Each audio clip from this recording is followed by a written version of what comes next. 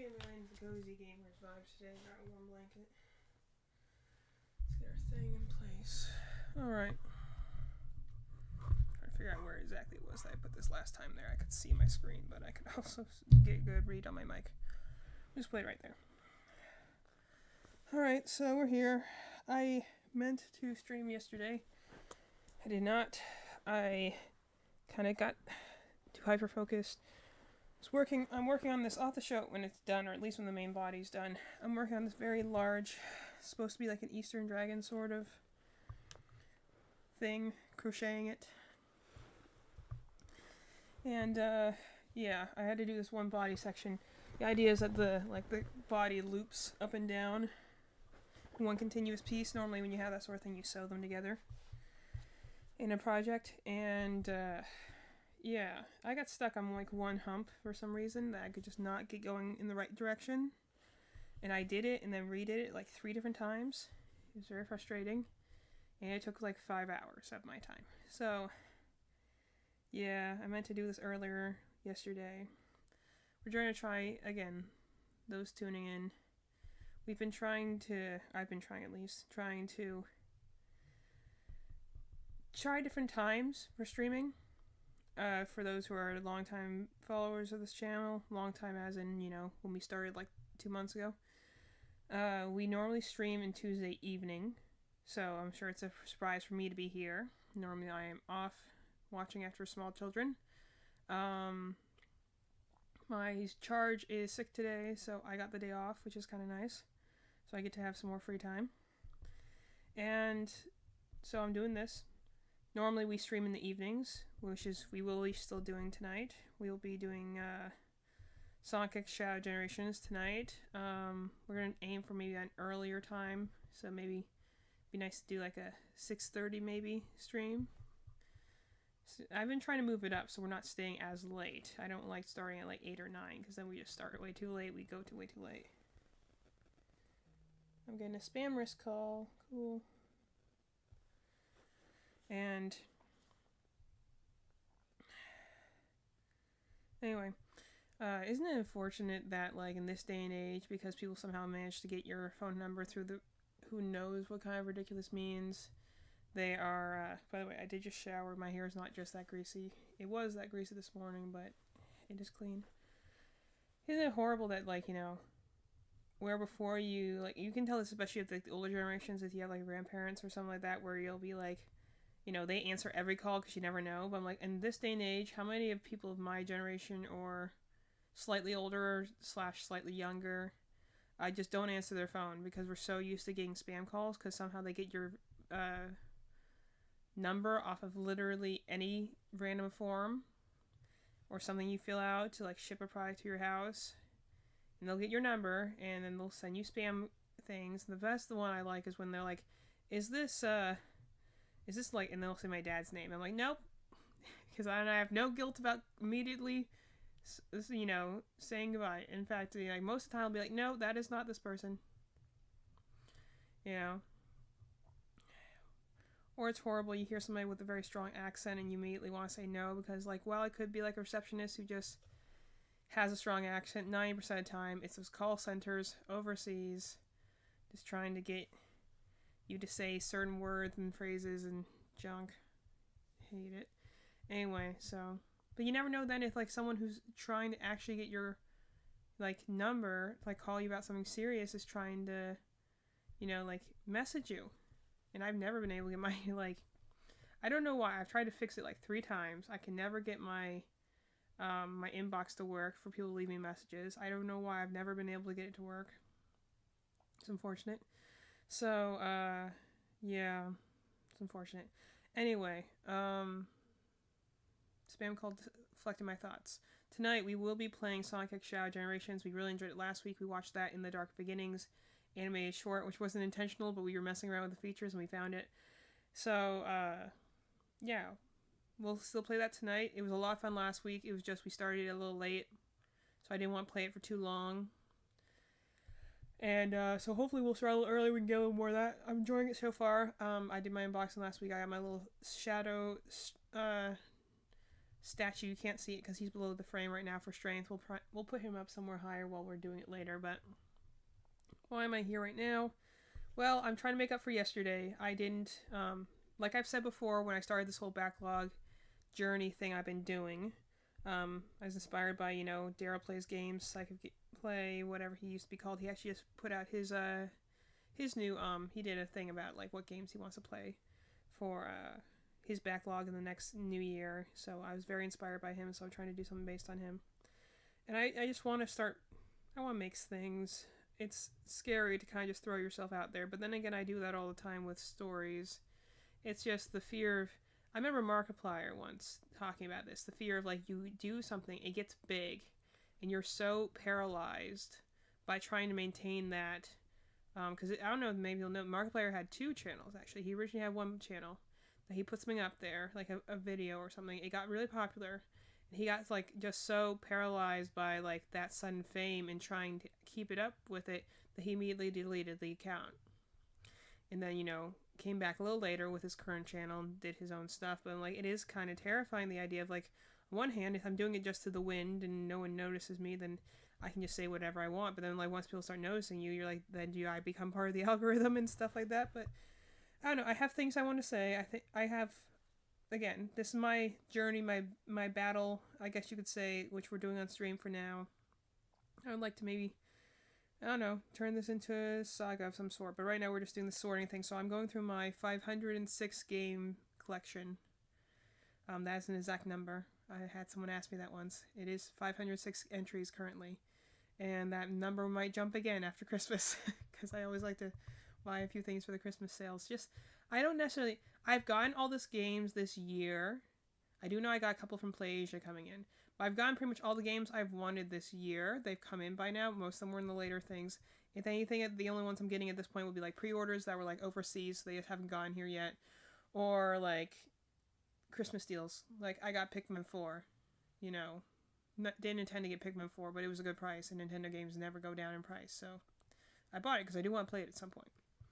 So, gosh. I need ADHD medicine, I think. I cannot keep a thought straight. But I also fear I will lose my creativity. Anyway. So we're going through my list here. We are on entry 116 is where we left off with Ghost Trick. And I'm going to go through. I go through, I find the things. I have to Google a lot of these games because I don't remember them when I originally bought them. And then I just kind of chat about them, what I think about them, why I got them, why I want to keep them, or not. And then the idea is that I have these 3 lists over here. This is for later, so I will play these at some point, but this might be a 2026, 2027 list. Who knows? These are my ones that I do want to play within the next year, potentially. And then these ones are my replay games, which I actually got the idea from. This is from, again, same guy, Daryl Plays Games. His idea for a backlog thing. I added some extra slots of my own. But my idea, I think I can do, is, like, playing a game or 2. But I kind of, it was a little bit of a test run. I started a blog, and I have to update said blog. I haven't done it in a while. But, I tried to do 1 game for a little while. And I did do that pretty well. I was playing Valkyria Chronicles. Just retell the story of this backlog. And I really enjoyed the game. And I played it pretty consistently. Naturally, I got stuck on a little, not necessarily stuck, I just, the levels started getting longer, getting a little harder. And so, it's on my PS5, right? Conveniently, also on my PS5, because it's the only place I can put them, because they have such a high, like, memory cost now at this point, is also where I play, my Hoyoverse games, which is Genshin Impact and Honkai Star Rail, which are both gacha games. And I had to log into them daily, because, there's some banners coming up I want to draw some characters on. I have quite a history, I think, at this point with Genshin Impact. I hope one day it's something that people make virtual jokes about with me. But I would log into those games, and I would always play them after Valkyria Chronicles. So, like, after I'm already kind of, like, I've done my game time, I just go, I log in, I come back out. Well, just one day, I don't know if there was, like, a new banner or a new event, I just decided to go and, like, play on Star Rail, which is a game I've talked about at length. I really enjoy. It's probably, like, it might get better, it might get worse over time, who knows, but as it is in the state it is now, it is definitely like probably one of the best, if not the best, gacha games I've ever played, because it feels like a game that has gacha in it, as opposed to a gacha machine that has some gameplay. Like, it feels like a well-built, thought-out, living world, which is the bare bones for most JRPGs, but the fact that they're doing this in a game that is, by all intents and purposes, free, impresses me. I've spoken about this many times. And I fell right back into it. I started playing some levels on Star Rail, just being like, well, you know what? I want to build some characters, and there were some materials I needed that were in the next world I had not started, the next area. And so I'm like, I'm gonna go into this world, at least unlock some of these locations, so that like even if I don't play the story, I can at least unlock the resources. And this worked at first until I hit the story mode, and then I was like, wow, this is actually really good. And next thing you know, I'm playing Star Rail for like, 8 hours a day, 4 or 5 times a week. Completely forgot about Valkyria Chronicles, which isn't on its face bad, but I felt I was failing a little bit because I'm like, I should be playing this other game, but I'm having so much fun playing Star Rail. And, I felt bad, yet at the same time I was loving it. I fell in love with a lot of characters, some of which I knew I was going to like, and other ones which I didn't think I was going to like. And I've just gotten really back into playing that game again. So, long story short, the reason that the replay slot is here is sometimes while playing new games, I might hit a difficult patch, or I might just get, like, tired of it. So, on one hand, I do want to have, like, 2 backlog games I can go between. But I also want to replay slots, because sometimes when I'm tired, when I'm busy, when I have a lot of work to do, and I there's a mental, like, psychology behind this. I don't know off the top of my head, but the idea is that, like, doing, predictable tasks of which like, the outcome, the variables, it's less mentally draining. So when you're burnt out or when you're tired, you'll go for some, like, for instance, I've been making a lot of potion bottles lately for crocheting. Not necessarily because I need to, but because I've been looking for projects I don't have to think about, things I can do very automatically that don't take a lot of effort. I don't have to stuff them. They're 2 colors. They're not hard at all. And they have a very predictable pattern. So I've been making a lot of them because it's an easy thing to do. And I don't have to think too hard about it. If I did a new pattern like this dragon one I'm trying to do, it takes a lot more thought process. It takes a lot longer. I can't predict how long it's going to take me. I feel a lot less in control when doing it. So I am kind of leaving a replay slot because a lot of the times, like, for instance, I replay Pokemon games a lot when I play the Nuzlocke rules. I would love to do a designated Nuzlocke day on our streaming channel because I love doing Nuzlocke challenges. I love making stories out of them. I love the journey. Like, it's the main. I don't think I've really enjoyed, probably since maybe my first time playing Sword. I don't think I've really enjoyed playing Pokemon for the reason of Pokemon, or maybe Legends Arceus. But, like, I have to play it with, like, some competitive rules on it, like the Nuzlocke rules on it, because I have to kind of give it a little bit more meaning to me. That says something about Pokemon as a thing. So, I would love to do Nuzlocke rules, but, like, I might have a replay slot to be like, you know what, this month I should be putting my other thing, but I'm going to put my replay of, I don't know, I might replay Pokemon Sword, for instance, and do a Nuzlocke, and I'll still do that on stream. Because the goal of this is to do this on stream to keep myself accountable and make sure I'm still working on these goals. Because I have issues with progress over time, scheduling, and so I might have it like there. So I'm still playing a game, but I also, like, I jump in and out of games that, like, I play a lot of Pokemon XD, XG. Would love to play that on stream. Great hack. And stuff like that. I would love to do those sort of things. So I'm just leaving those there. So the idea is this is where we're aiming. We'll do this once I actually manage to get this list finished, and after that we'll put all this into a spreadsheet, do a little bit more research, namely how long does it take to beat these games on average, and then, like, ranking, like, which ones am I most excited to start playing, and then we'll go from there. I have my one friend who's really big into spreadsheets. He said he'll help me.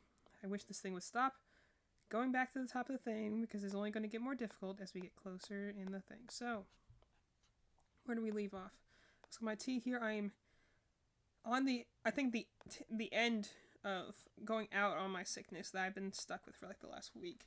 So it's not too bad. Still got a heck of a runny nose, so I'll try not to sniffle too much here, but got my snacks here. I'm just gonna hang out, try and if people show up, then they do. If they don't, then they don't. Feel free to put me on in the background. I'm just gonna mindlessly chat for a while. I'm been told I have a very soothing voice. I used to put my sister to sleep just by talking about whatever I'd done that day. So put me on in the background. Let me be the thing in the background while you work or do your essays or whatever. We'll start going through this. Okay. I wish I knew how to do spreadsheets. Because then I could just like automatically go to the number I'm looking for. But I'm not that good with spreadsheets. So. Okay. I'm pretty sure. So we stopped with Ghost Trick, Phantom Detective. I spoke about that last time. Great game. I loved it. I played it on my tablet, I believe. I didn't have the physical cartridge. People, big corporations who are all against emulators and stuff like that need to realize that the reason emulators really exist is because the people, well, one, they usually want to like up the quality of some games that aren't so great. But a lot of times because they don't have access to the original. So they're like, if everyone says this is an amazing game, then people will be like, so what do? I search for a $150 cartridge, and then in addition to maybe a system I don't own, or I go and find an emulator. Unless you're willing to re-release it, then, like for instance, Ghost Trick is on the Switch, so I look forward to that. It is by the creators of the Ace Attorney series, which is definitely one of my favorite series ever. Great writing. Just, I have to say probably Star Rail has very similar writing to Ace Attorney in the fact that it's like, it can handle some heavy topics. It can be very serious. But it's also so quirky and weird at the same time that the genres perfectly balance each other, that you have comedy and tragedy can like sit next to each other. Okay. Oh, I remember. This is a funny story. So I had this random like week where I just was looking for little mobile games I could play on my Switch.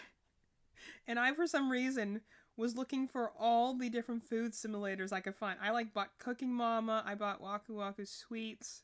I bought this game, which is a pizza shop one. And I've not played it. I got it for like $1, but I don't know why. I was just in this mood where I wanted some food simulators, so I bought this game. I do want to play this at some point. Yeah, I'll put, I've been trying to put not just JRPGs on my playlist. We'll put on here, because I'm going to need some break games in between. I have a lot of JRPGs to play, which is not a bad thing. I love JRPGs. I wish it wasn't the only genre I focus it a lot on, because the real thing I'm looking for is not necessarily a deep story, but I just want a story that I, enjoy. Which sometimes a story you enjoy. We're going to check our Discord real fast in case I have a message. Nope, that's my other message. Let me switch over to my Discord thing. And so, I just want things to have, just things that make me feel. They don't have to be huge. Sometimes actually it's better when it has a simple and easy story. Like, no one can play The Last of Us every single day. It's what Daryl Talks Games describes as a man sort of game where you feel.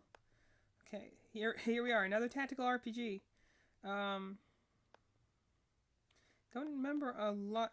Again, there was a period of time where they had this big Switch sale, and I just, for whatever reason, just bought a lot of Switch games. So, I don't remember anything about this besides, I bought a lot of, RPGs that have, tactical stuff. You never know what's going to be good and what's not going to be. So, I don't remember anything about this one. So, we're going to put on the wait for later one. Unless I'm going to start being a little bit more, as we go along, I'm going to start being a little bit more stingy. Just a little bit more stingy with the RPGs. Because I have so many of them. If I don't really remember it immediately, or don't look at it and be like, oh yeah, I wanted to play that, I'm going to start, putting them for the later pile, because I have so many. I'll never get through them all if I don't start being like, okay, this one can go here. And then the to-play list even is going to be cut down immensely. Because, you know... Oh yeah, I remember this one. This one I've heard a lot of things about. It's a very, like, emotional artsy game, apparently. Like, in the vibe of, like, Journey. Has this, like, lovely watercolor art style. So yeah, I definitely want to play that one at some point. So put that one in the new games list. I've heard a lot of good things about that one. So I would love for anyone to look at this title and like know what this means. So this one, Gyakuten Saiban 123 Naruto Selection. This is I've been knowing, probably a lot of people will recognize this game if I actually like Googled it, but if there was anyone in the chat right now, I'd be like, okay, what do you think this series is? And then I'm gonna Google and put it in the chat and be like, okay, it's Ace Attorney. This is the Japanese name.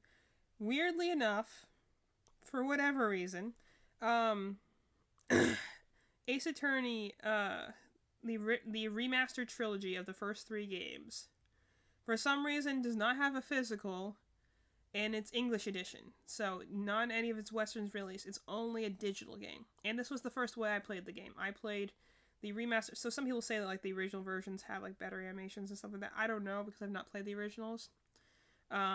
My first versions I played was on the Switch. So like this one right here. But for some reason, they did not put a physical version for the Western release. It's only digital. So I did buy it for the $30 on the Switch digitally, which is funny because then literally every time after that it's gone on sale from like anything from like half off at $15 to even like $5. I bought the whole trilogy for $5 on my 3DS before the eShop closed. Why? Because I can. Why not? It's a great game. And maybe I want to play my 3DS at some point. I don't know. Anyway. Try not to sniffle too much.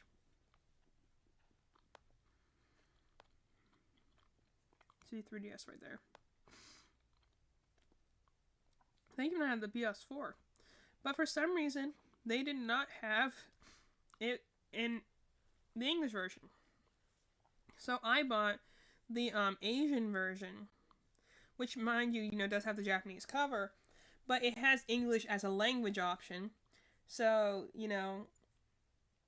I played with English subtitles. Obviously, the game's like a visual novel, so I played it. You can play it in English on the Japanese version. And this one we're gonna put here. I'm gonna put in Ace Attorney Trilogy. This is one I have talked about before. I would love to do on stream because I've talked to some of my friends who are also like play games, and a lot of people have heard of Ace Attorney. I don't think there's anyone who's like in the gaming space and doesn't know it just because of the whole objection thing that like Phoenix does, or just again the character designs are very iconic with the complementary colors with the blue and the red.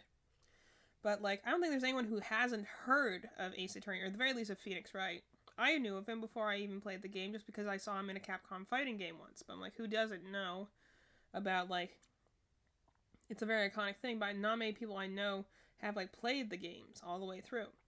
So I think would be, I don't know if we'll ever do it, but I think it'd be, let's actually put this one, let's put this, because we have the Apollo Justice Trilogy right up here, so let's put those two next to each other. So I would like to like play through these on stream, so those who don't have time to sit through a visual novel, like, to play one, I would, I'm no voice actor, so obviously you would have to deal with that, but I'd be willing to go through and play through the game, read through at least the important parts. I wouldn't read through all the extra stuff that you really don't need to know, but I'd be willing to go and play through those, at the very least, so then like my friends could know a little bit more about the story. And then, like, some other people who, like, how many people learn about games from watching someone else play it?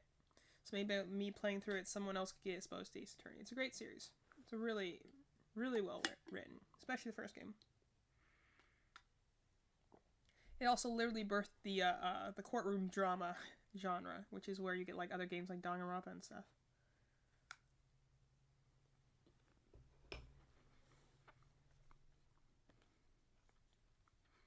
Okay, I do remember this game. I got this one actually earlier this year, I believe. I pre-ordered it like very early, and then it took like a year and a half to get here. But so we have Hakioki. This was a PlayStation exclusive. Apparently, I've talked to one of my friends who's on here sometimes. I think Negative Slimes. Who was talking about Otome games. And this is an Otome game. Apparently, this is a very old classic one. Like, a lot of Otome games were on the PS Vita or were PC games only. But with the advent of the Switch, it's become like the haven of Otome games. Like, so many are getting released or translated, you know, because a lot of them had to be patched. But like, a lot of them are getting English translations, new special editions, nice cover art. So I got this one.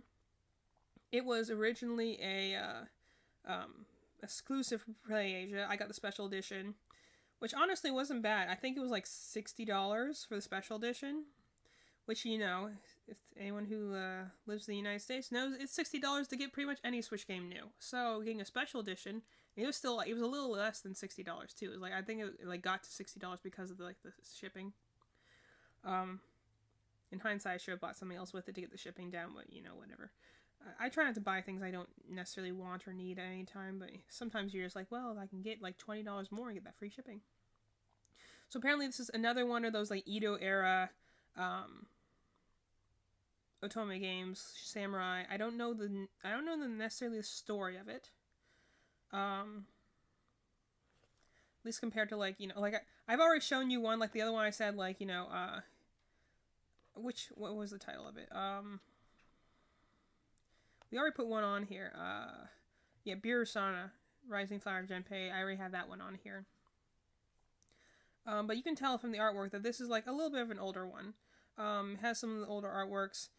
This apparently is like one of the classics though. It's like one that a lot of people like cut their teeth on for the Otome genre. Was this one. So a lot of people have some very fond memories of it. So getting it where it is English was a really big deal. And these are, again, visual novel romance games. And also, I love the well-dressed, you know, nice suits and stuff like that. So yeah, I pre-ordered this like when it first came out because I remember I watched a physical, like, I watched this channel that tells me about physical like releases, and they're like, this one's gonna go out of stock very fast because it's only at PlayAsia, and it did go out of stock. Not as fast as he said it was going to, but it did go out of stock. I love looking at pictures like this and being like, I don't know what any of these mean because I don't know who any of these characters are. But as soon as you know who all the characters are, then all of a sudden you're like, I understand it all now. Anyway, so Samurai era. I have no idea what the you can kind of guess, but you know it's going to be a romance in some way, but like, I don't know exactly what the story is of this one, so let's take a look here, if they give me at least a little bit information. Like I said, I got into this thing where I'm like, when I buy Otomes now, I go and buy them only in the, I only buy them in the, limited editions now, because you get so much more bang for your buck. If you're paying $70 or something for a limited edition, and you have to pay $60 for a game anyway, you might as well get it with, like, you know, an art book, a CD, like a bunch of charms, and a poster, or something like that, you know, this makes more sense to me. Well, this is where I bought it from. So let me see if it has a summary underneath here. See, out of print. I bought this very quickly. It's funny that I bought it, and then it was like, it took like a year and a half for it to actually ship, because it didn't release until then. They just opened pre-orders really early. Love getting things from PlayAsia. Yeah, so this one actually, yeah, this is a collection, so that's what I thought. It has 2 stories in it. So it has the first one, and then the second part. Political immersion, drama, feudalism, romantic experience. Yeah. I don't... This one gives, like, no... Well, to be fair, it is a remaster of a, See, there's 2 different stories here. It is a remaster of a set. So, to be fair, usually when they do remasters, they just say, "Oh, hey, it's the same old thing you loved," and you're like, "Oh, well, great," but what's the game about? Do want to play this one at some point.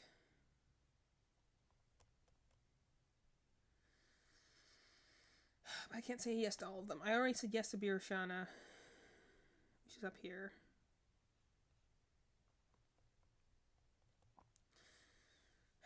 Do I do this one or do I...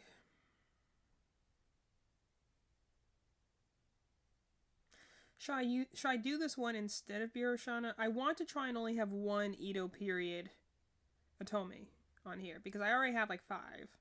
So I have Bustafellows, Cafe Enchante, just 3 right there, and I know there's going to be a couple other. Like I know Steam Prison will get on this list eventually.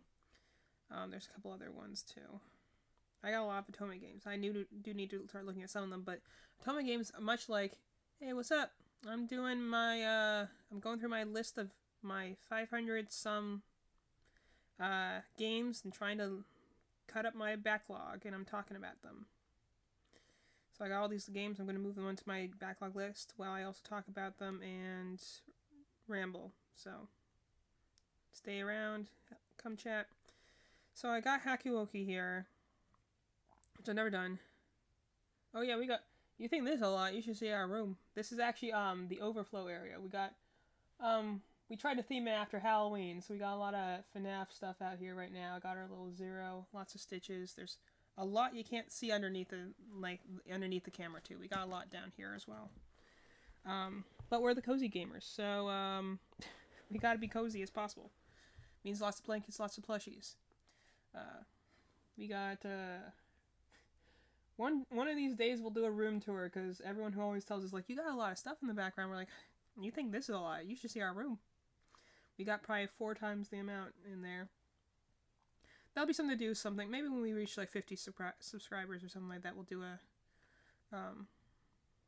a room tour. We got lots of figures too. Anyway, okay, so we got Hakuoki here. I want only one. Let me look up Biroshana again. I have so many Otomes to go through. Got lizardy ones. Do dragons count? We got Toothless down here. We do have some... I do have a huge dragon in my room. We got a dinosaur back here. I guess that's a lizard. He's back here. They do just kind of pile up. Little waffle boy. Got a lot of slowpokes in here right now because that was our vibes. Probably a lot of the... we got a lot of dragons. Most of those are in our room, though, because I actually use them on an active basis. I'll have to bring... Maybe we'll be streaming later on tonight. This is just our casual chatting stream, but we'll be streaming gameplay tonight at somewhere around 6. We'll be doing Sonic X Shadow Generations. Maybe I'll bring in... I have a 6-foot long, no joke, dragon crocheted. It's like a long lizard. It's very huge, so I don't usually bring it in here because it's a little heavy too. But maybe I'll bring that in here for a later one. We got a lot of squishies. Let's see. Biroshana, that's what I was gonna look up. Biroshana. So I have this one too. I got this one, I got Hakuogi, and I know I have Nightshade somewhere. It is pretty much a dragon body pillow. You're right. It is definitely as... I'm not terribly tall, but it's definitely as long as I am tall. This is why he's not always on my bed, because sometimes I need room to sleep.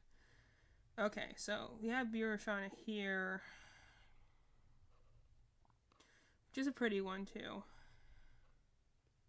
But I want to try and limit it down to one, like, Edo period Otome game. Okay, do they have like a description of this one to tell me what the plot is in this one? I just like they're always like, oh, it's a visual novel. I'm like, no duh. Tell me what the visual novel's about. Okay, let's tell me what the plot is about. Problem is that when you buy these, you're like, oh yeah, I definitely want to do that at some point, and then you like come back to them like, oh, what was that again? It's like looking at your library. Let's see, torches, find someone worthy for journey. 10 years after the Henjei Rebellion has reached the height of its power, blah blah blah. mounds. Yeah, smile, hair to the engineer. Okay, yeah, this is. I remember this plot. I just don't remember which one of these Edo period ones it went to. So this is the one where the girl is the heir to the clan, but she's pretended to be a man up until this point. Now she's like, you know, actually female, making relationships with the other clans. I remember that now.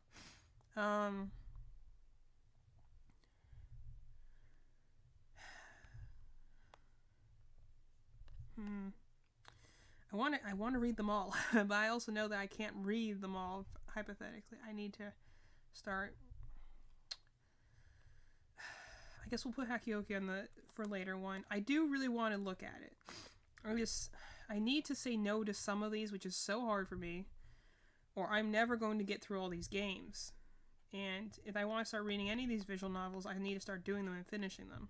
And I haven't even started a lot of them, so we'll look at that. Okay, so Harvestella. I vaguely remember this one. This is the one I believe that's by the Final Fantasy people. It looks like, yeah, Square Enix made this one. I haven't heard much of these on one way or the other. So I did when I was younger. I used to play a lot of Harvest Moon on DS. When I was from like age 10 to like 14, we moved across the country and back, like, you know, West Coast, East Coast, West Coast again, that type of thing. No, East Coast, West Coast, East Coast again. That's where we are now. We're in the East Coast. But so we played a lot of DS because there was a lot of looking. Oh, there's someone chained up there. Okay. There's love looking at things without context. We played a lot of DS games because we were in the car a lot and looking at houses a lot and stuff like that. So this, I believe, is supposed to be like a Harvest Moon sort of game. My sister, who is our co-host, who will be with us this evening, loves these kind of games. See, this is the reason I would pick it up.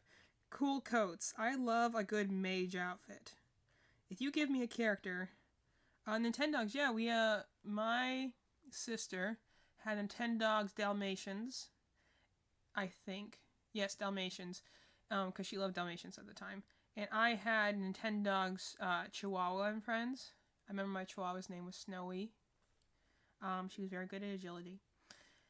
And that we played so much of that back in California because you didn't have a lot to do when you're like, we were trying to find a house for the longest time. And then when we eventually did get a house, not only like, you know,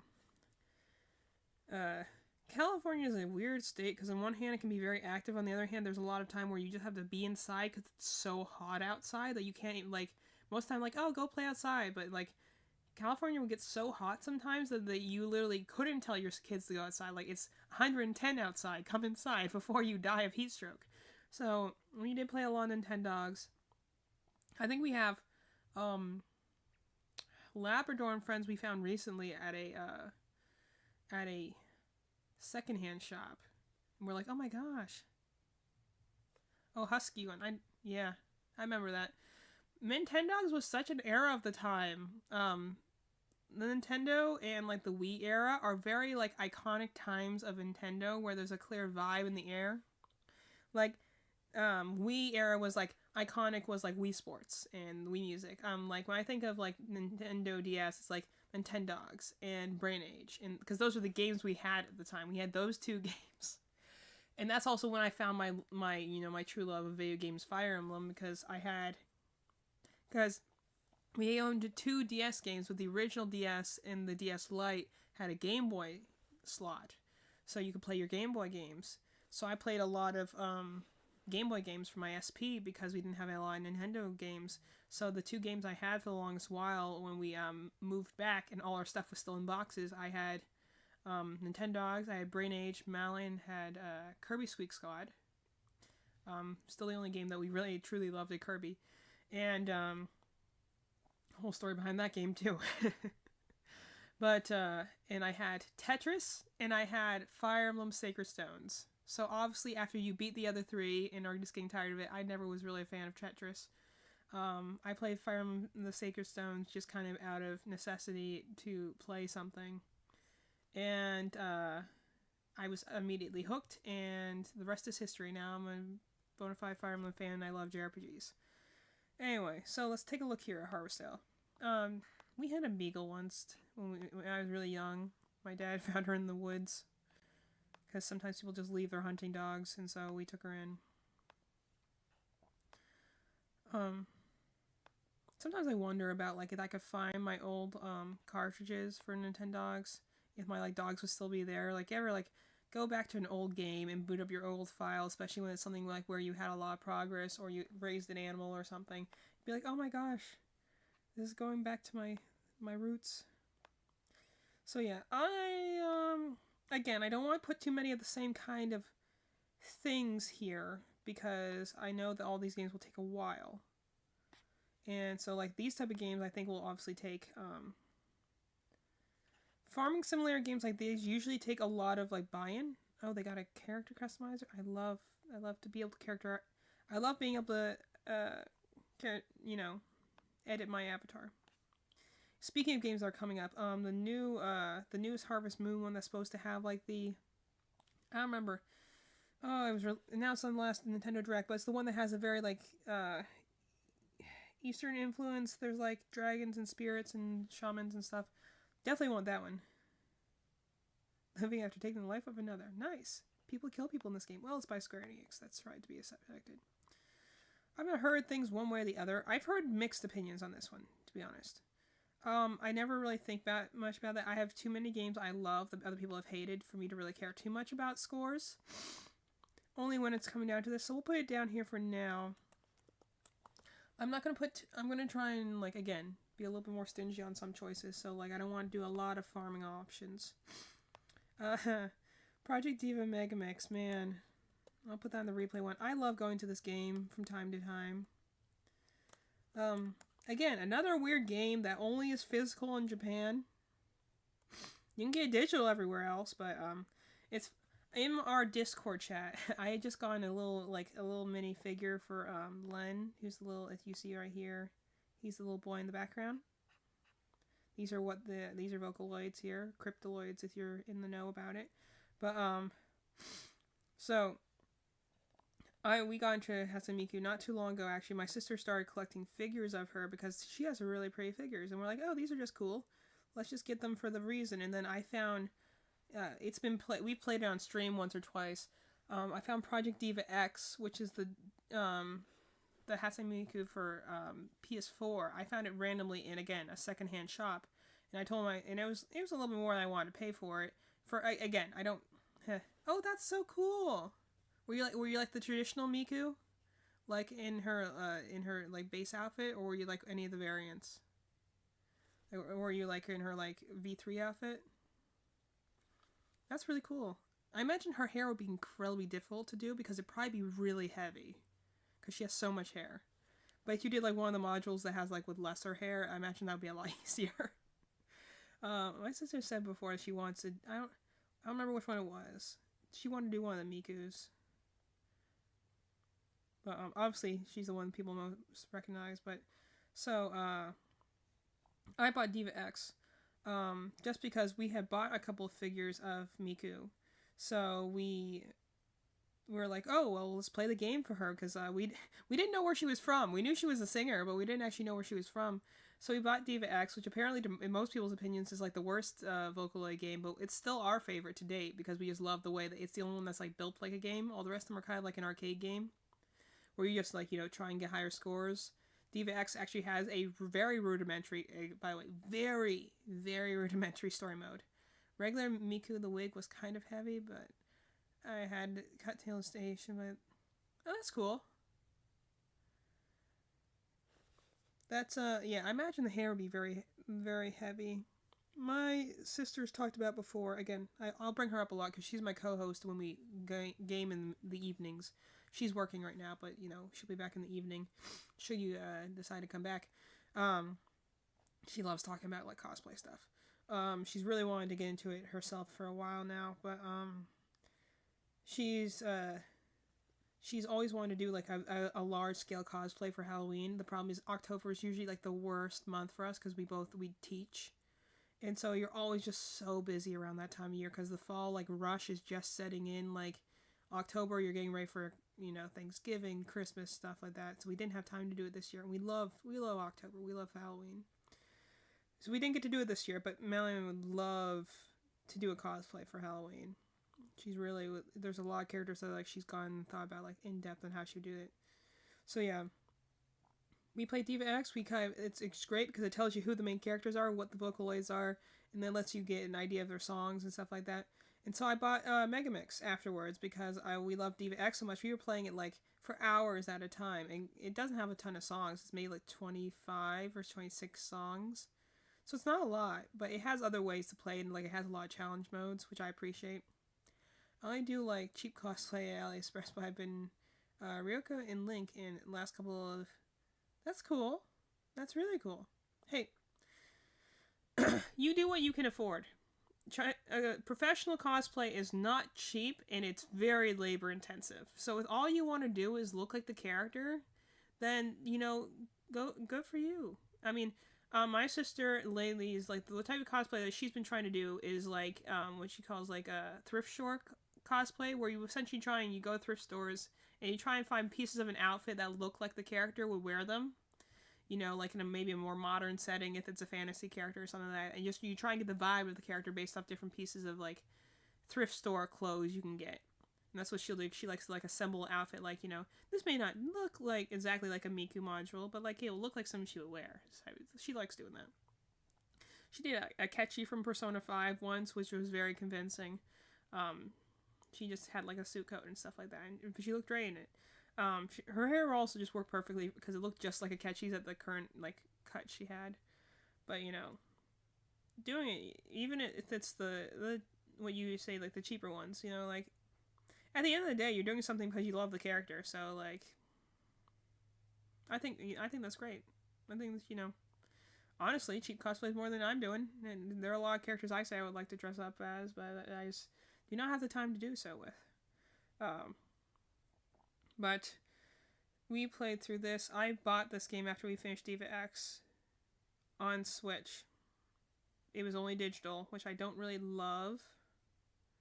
I basically used to cosplay or costume parties that I did real fast. Okay, nice. Yeah. Hey, that's cool.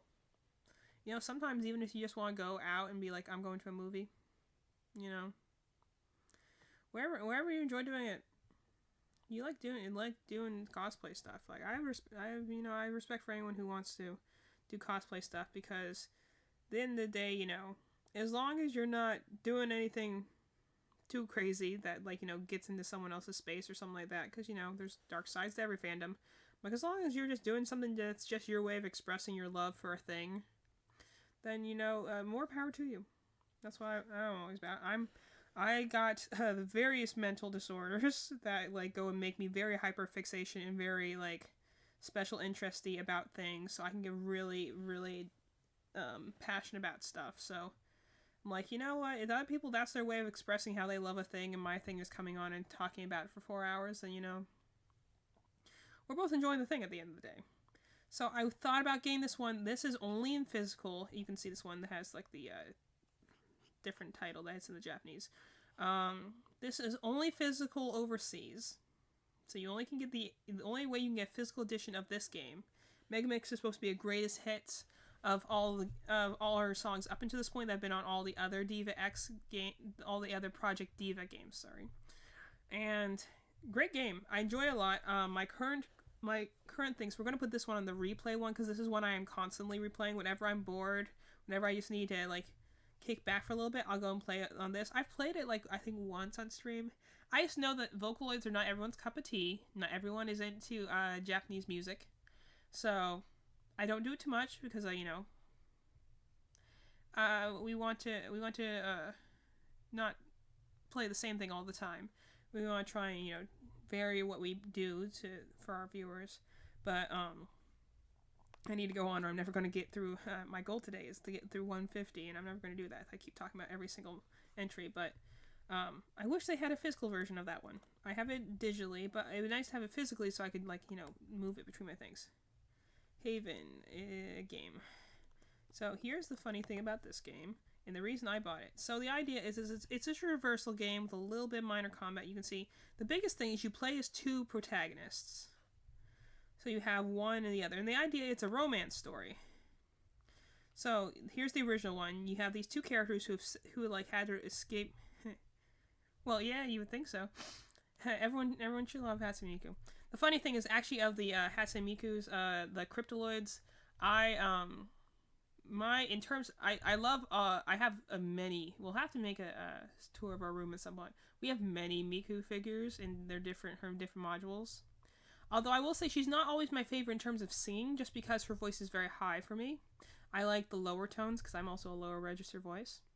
So, like, my favorite in terms of, like, singing capacity is usually actually Kaito and Len, which is why I have them, like, I actually don't really have any figures of Kaito yet, because there's not a lot for him, which is unfortunate, considering he's one of the first ones. But, he's my favorite in terms of listening to his music. But, I love all of them. I think they're all very well designed. I think playing the Diva games and, like, the music videos for them is great. I think Miku's design is awesome. I like, and just some of her songs that, like, are very high, so, like, sometimes I'll be like, I don't care for that, but then I'll, like, listen to, like, someone like Luca or somebody sing it, and I'll be like, oh, now I like it, because the tone was too high for me. But, design-wise, she's got so many cool figures. I got this one Sakura one, that's, like, her sitting on a fence, with, like, this little lantern, and it lights up. It's really pretty. Anyway, so Haven here. The general gist of Haven, if I remember correctly, is that you have these two people who are, like, you know, the star-crossed lovers. They escape from their world in order to be together on this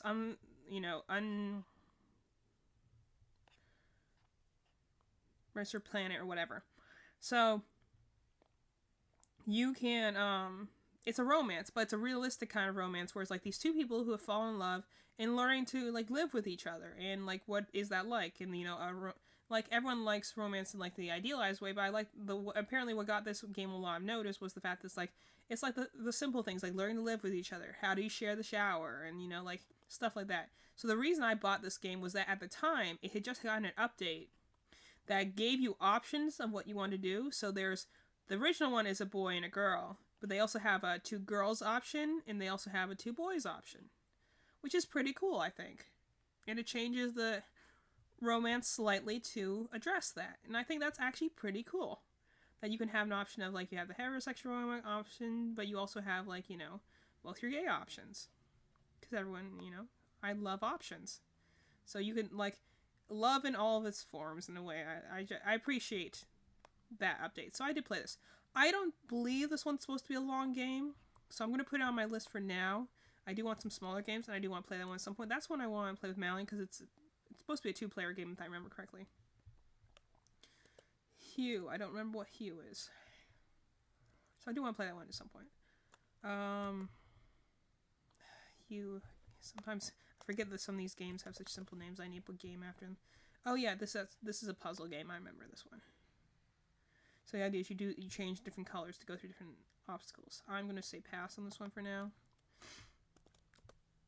Sometimes I'm in the mood for puzzle games, and right now I'm, like, not huge into puzzle games. I am Setsuna. So, a former student of mine. This was a game that apparently was, like, life-changing for her. And she said, I will pay you, I will give you the money to buy this game so you can play it, because I think it's life-changing. I'm like, alright. So, I've heard a lot of good things about this developer. I've heard a lot of, you know, like, great storytelling things about it. It's supposed to be a turn-based, I believe. There's, like, also, like, 4 other ones in this series. And I believe, if I remember correctly, the vibe is that this girl, Setsuna, is supposed to be, like, a, like, sacrifice for some sort of ritual, and you're playing as the knight that's supposed to escort her, so the idea is that she's essentially going to die, and you're having this whole journey along the way, which sounds like the perfect, you know, build-up for angst. Which has to be, that's like a seal worm? That's weird. Anyway. So, there was a sale that, like, just conveniently enough, had this one as well as the, like, other, like, 3 ones. Like, there was, like, 3 others by this developer. Yeah, Lost Sphere is the other one. And then there's a 3rd one that has some names that's in another language I don't remember. But, I will put this on my to-play list, because, again, that one girl who did give me money to buy a game. I did buy the game. I did not play it yet. So I do feel I need to play that one at some point. Apparently it's supposed to be very good, and if it's good, then I'll play the other 2 in the series, because it's supposed to be a series of, like, 3 different things from that developer. Iconoclasts. Oh, I got this one for $10 at GameStop. I've actually bought this game twice. I think I bought it for like really cheap on my Nintendo Switch, and then like at GameStop I got for like PS4 like $10. This is one of those like kind of adventure games.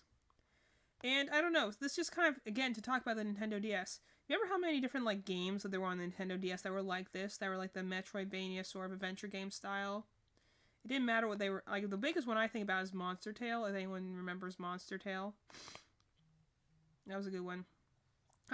I remember being stuck at an awkward Thanksgiving visiting relatives, and I played so much Monster Tale because I hid upstairs in the dark with my DS.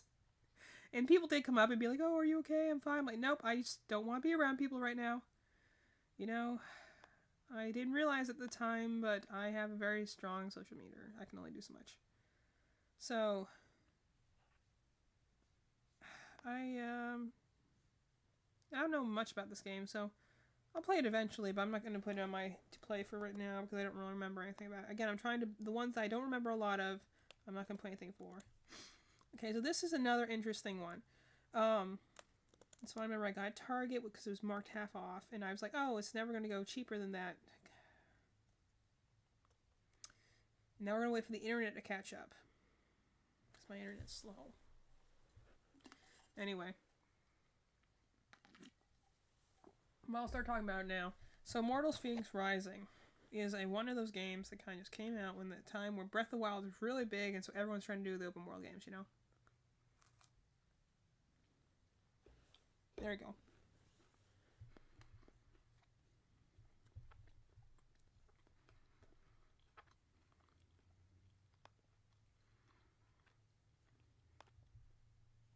Nice.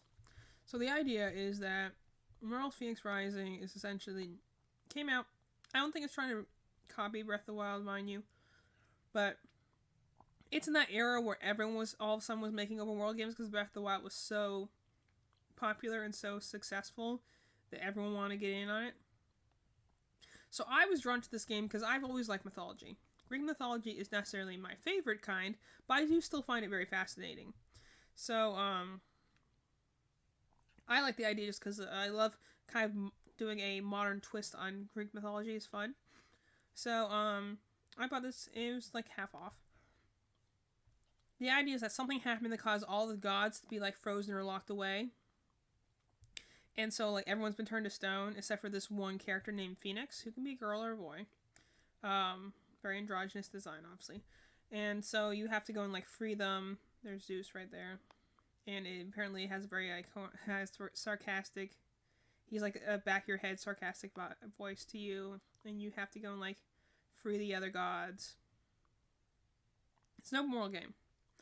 And as I've talked about a little bit when I've talked about Genshin Impact in the past, I don't necessarily dislike open world games. However, I also do tend to get lost very easily in games.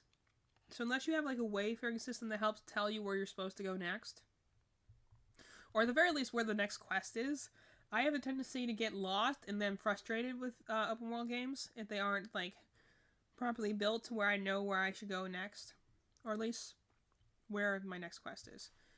I've spoken before. Tried to play Genshin Impact the first time, and I'm like found the city, wondered why no one was talking to me. Turned out I missed where the quest was supposed to be pointing me, and I had to hit a certain trigger area in order for the quest to progress and give me access to the characters in that city. But I, being the great navigator that I was, completely just circumvented around, even though it should have been a straight shot through this trigger area to get a cutscene. I somehow went all the way around this trigger area, went like a whole circle around in a forest, and ended up in the city. And I just completely missed the trigger area, wondered why nothing was working, was afraid my game was glitching out, and I'm like, no, I missed the area. I got lost and I missed the area. So open world games can be a struggle for me sometimes. Now I like pseudo open world games like Pokemon Legends Arceus, Sonic Frontiers. I loved Sonic Frontiers, where I have the sense of exploration, but I do have a point that's pointing me in a certain area, and it's not I think truly open world games are very difficult to make. I'm starting to get a little tired of open world games when they're done with, yeah. That's the issue, is that there's too many open world games. That after Breath of the Wild, and this kind of also happened a little bit with Persona 5, but when one game does something really well, also with Hades, I think definitely it also happened with Hades, a lot of roguelikes popped up, and Binding of Isaac and stuff like that. When one game does something really, really well, everyone else wants a piece of the pie. Like, at the end of the day, a lot of, corporations out there make money. Game companies need to make money to pay their employees. So some of them will just go and jump on whatever's the latest thing, and they'll try and get in on it. So a lot of people, the one I blame mostly for this is Pokemon Scarlet and Violet. Legends Arceus is essentially the open world game concept, and it does remind me a lot of Breath of the Wild's vibes, but it's still clearly doing its own thing, and it is building upon the Pokemon lore, so I do like it a lot as a game. However, Pokemon Scarlet and Violet was literally the typical Pokemon game put into an open world. So normally the amount of content in a Pokemon game is like this much, and now it needs to fit like this much space. So it meant that the world felt very empty, had a lot of glitches, had a lot of clipping, and there was like no one to talk to, no interesting landmarks, no interesting towns, which is normally a big thing for Pokemon games. That's the biggest one I can think of, but a lot of games started adding open world in without the realization that, like any other genre, open world is a certain skill set, a certain genre that you use to tell particular stories and particular kinds of gameplay, and if you do not know how to use it, and you use it, it's the best way to make your game bloated and quick to set down. Do I believe Immortals Phoenix Rising is this way? No, I don't. Immortals Phoenix Rising came out not too long after Breath of the Wild. I definitely don't think it was trying to imitate it. I think it does look like it a lot, but then again, a lot of games do tend to look like each other. There's nothing explicitly wrong with that. You can say a game is a clone of another, but most of the time when they look like each other, you might actually play them and be like, no, these are actually entirely different. For the longest time, people considered Digimon a clone of Pokemon, but like Skyrim, that's true. Skyrim probably also contributed to that problem. Because then I think they got a lot of re-releases around that time too. Point was that in the water, there was a lot of hunger for open world games, experiences like those games. So people wanted that, and people make it, and you got some good ones, but you also got a lot of crap out there. So get people like me who are like, I don't hate open world games. I've unfortunately played too many, briefly, mind you, that I've started and been like, okay, I feel overwhelmed, or I feel underwhelmed. I don't want to keep playing this game anymore. Even if sometimes they'll be like, but it gets better, or just get past the first area, or stuff, and you'll be like, why? You need to get me in the first, I'll give you the first 10 hours to hook me, depending on the genre. Sometimes less, sometimes more, depending on the genre. But I'm like, if you don't have me in that amount of time, then why would I keep playing? I'm going to make a series that's going to be literally me trying to love Genshin Impact. Because I've talked about this at length before, Genshin Impact. Which is a game that I only recently started playing. Like, I think I last tried playing it around this time last year. And I played it for maybe, or at least tried to play it for maybe 3 or 4 months. And I stopped because it was starting to frustrate me. But it was a game that almost, like, within a year of its launch, I got into the fandom side of it. I really like the character designs. I like kind of the same reason we got into Hatsune Miku. I like the figures. I like the acrylic standees you could get. I like the charms. I love the character designs. And then I learned a little bit more about the character lore, and I came to understand the lore a little bit more. And I really enjoyed that. I was in the fandom spaces. I was reading a lot of fan fiction. I was consuming a lot of fan art, fan comics. Like, I enjoyed the game's world and characters a lot, especially the later regions. My favorite was the grass region in the 4th region. And so I never played the game because I didn't have time to sit down and do it. So after I played their other, property, Star Rail, I sat down and tried to play Genshin Impact. And the first area was so bare bones. Here it is. I'm promised this open world gaming experience that's bright and vibrant, and it is. It is not necessarily a poorly made game. But the first area is so barren. There's nothing to do. There's no one to talk to. The characters are so tutorial-ish. again, when you're a game like this where you have, like, you already are in the fandom, these characters have personalities and stuff like that, but when you're playing the actual game and being like, please, where is the content? I want to know more about these characters. I want to do epic fights, and all they're doing is like fetch quests back and forth, and I'm being lost in this very large map. It wasn't a great first impression, so I stopped playing it. And according to friends, it gets really better after the first region. I'm like, if I spent 30 hours in the first region, again, largely getting lost, because I'm not great at navigating, in the map I also just didn't really know how to look at. Like, am I going to keep playing it, or am I going to find a new game? And so, unfortunately, that's my experience with a lot of open world games, is that I play it, I get lost, and if there's not like a major story cast or characters I really like, that I'm willing to push through in order to get through that first hump of the game, I think trying to pull engagement in open world games is very difficult for some players, depending on what type of games you like. See, there's a lot of sequels where they made it open world, and basically every time I prefer the original. Yes, exactly. What's another good example of this? FNAF Security Breach versus FNAF Security Breach Ruin. Security Breach, I think everyone knows. If you know about FNAF, if you don't know about FNAF, I applaud you, because that's amazing. But, it's like trying not to know about Pikachu at this point, or Mario.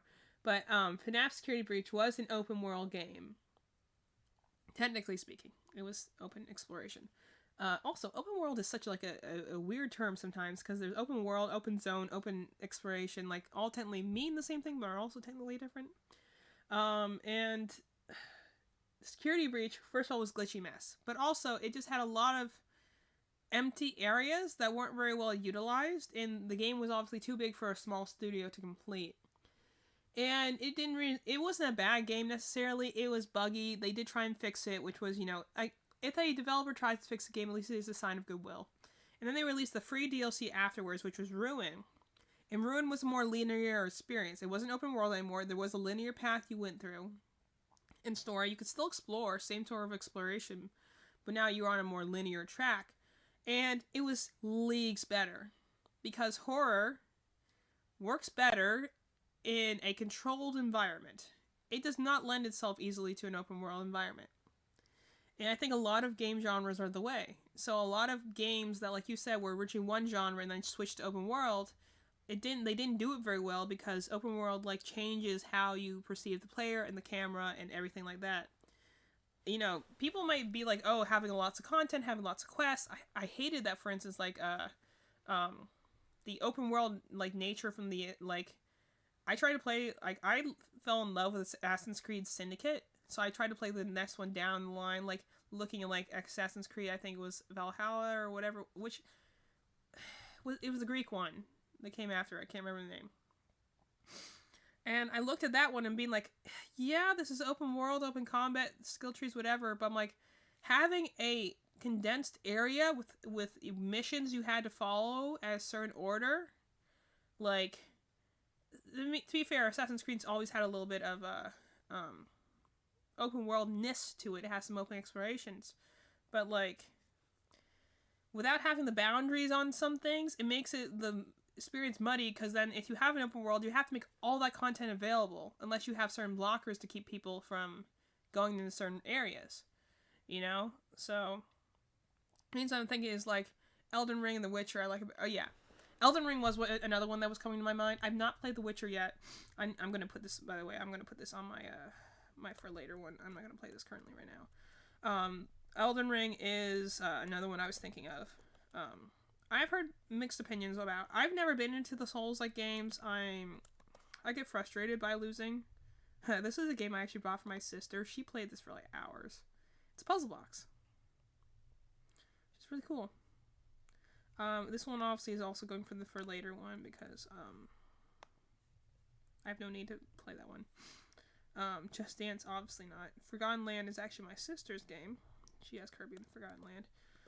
Elden Ring is another one I was thinking of, because I heard a lot. I don't know if it was because of the open world elements or not, but I did hear a lot of mixed opinions about that game when it came out.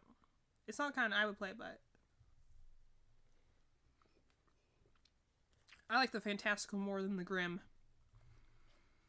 So it's not really I also just don't like really difficult games.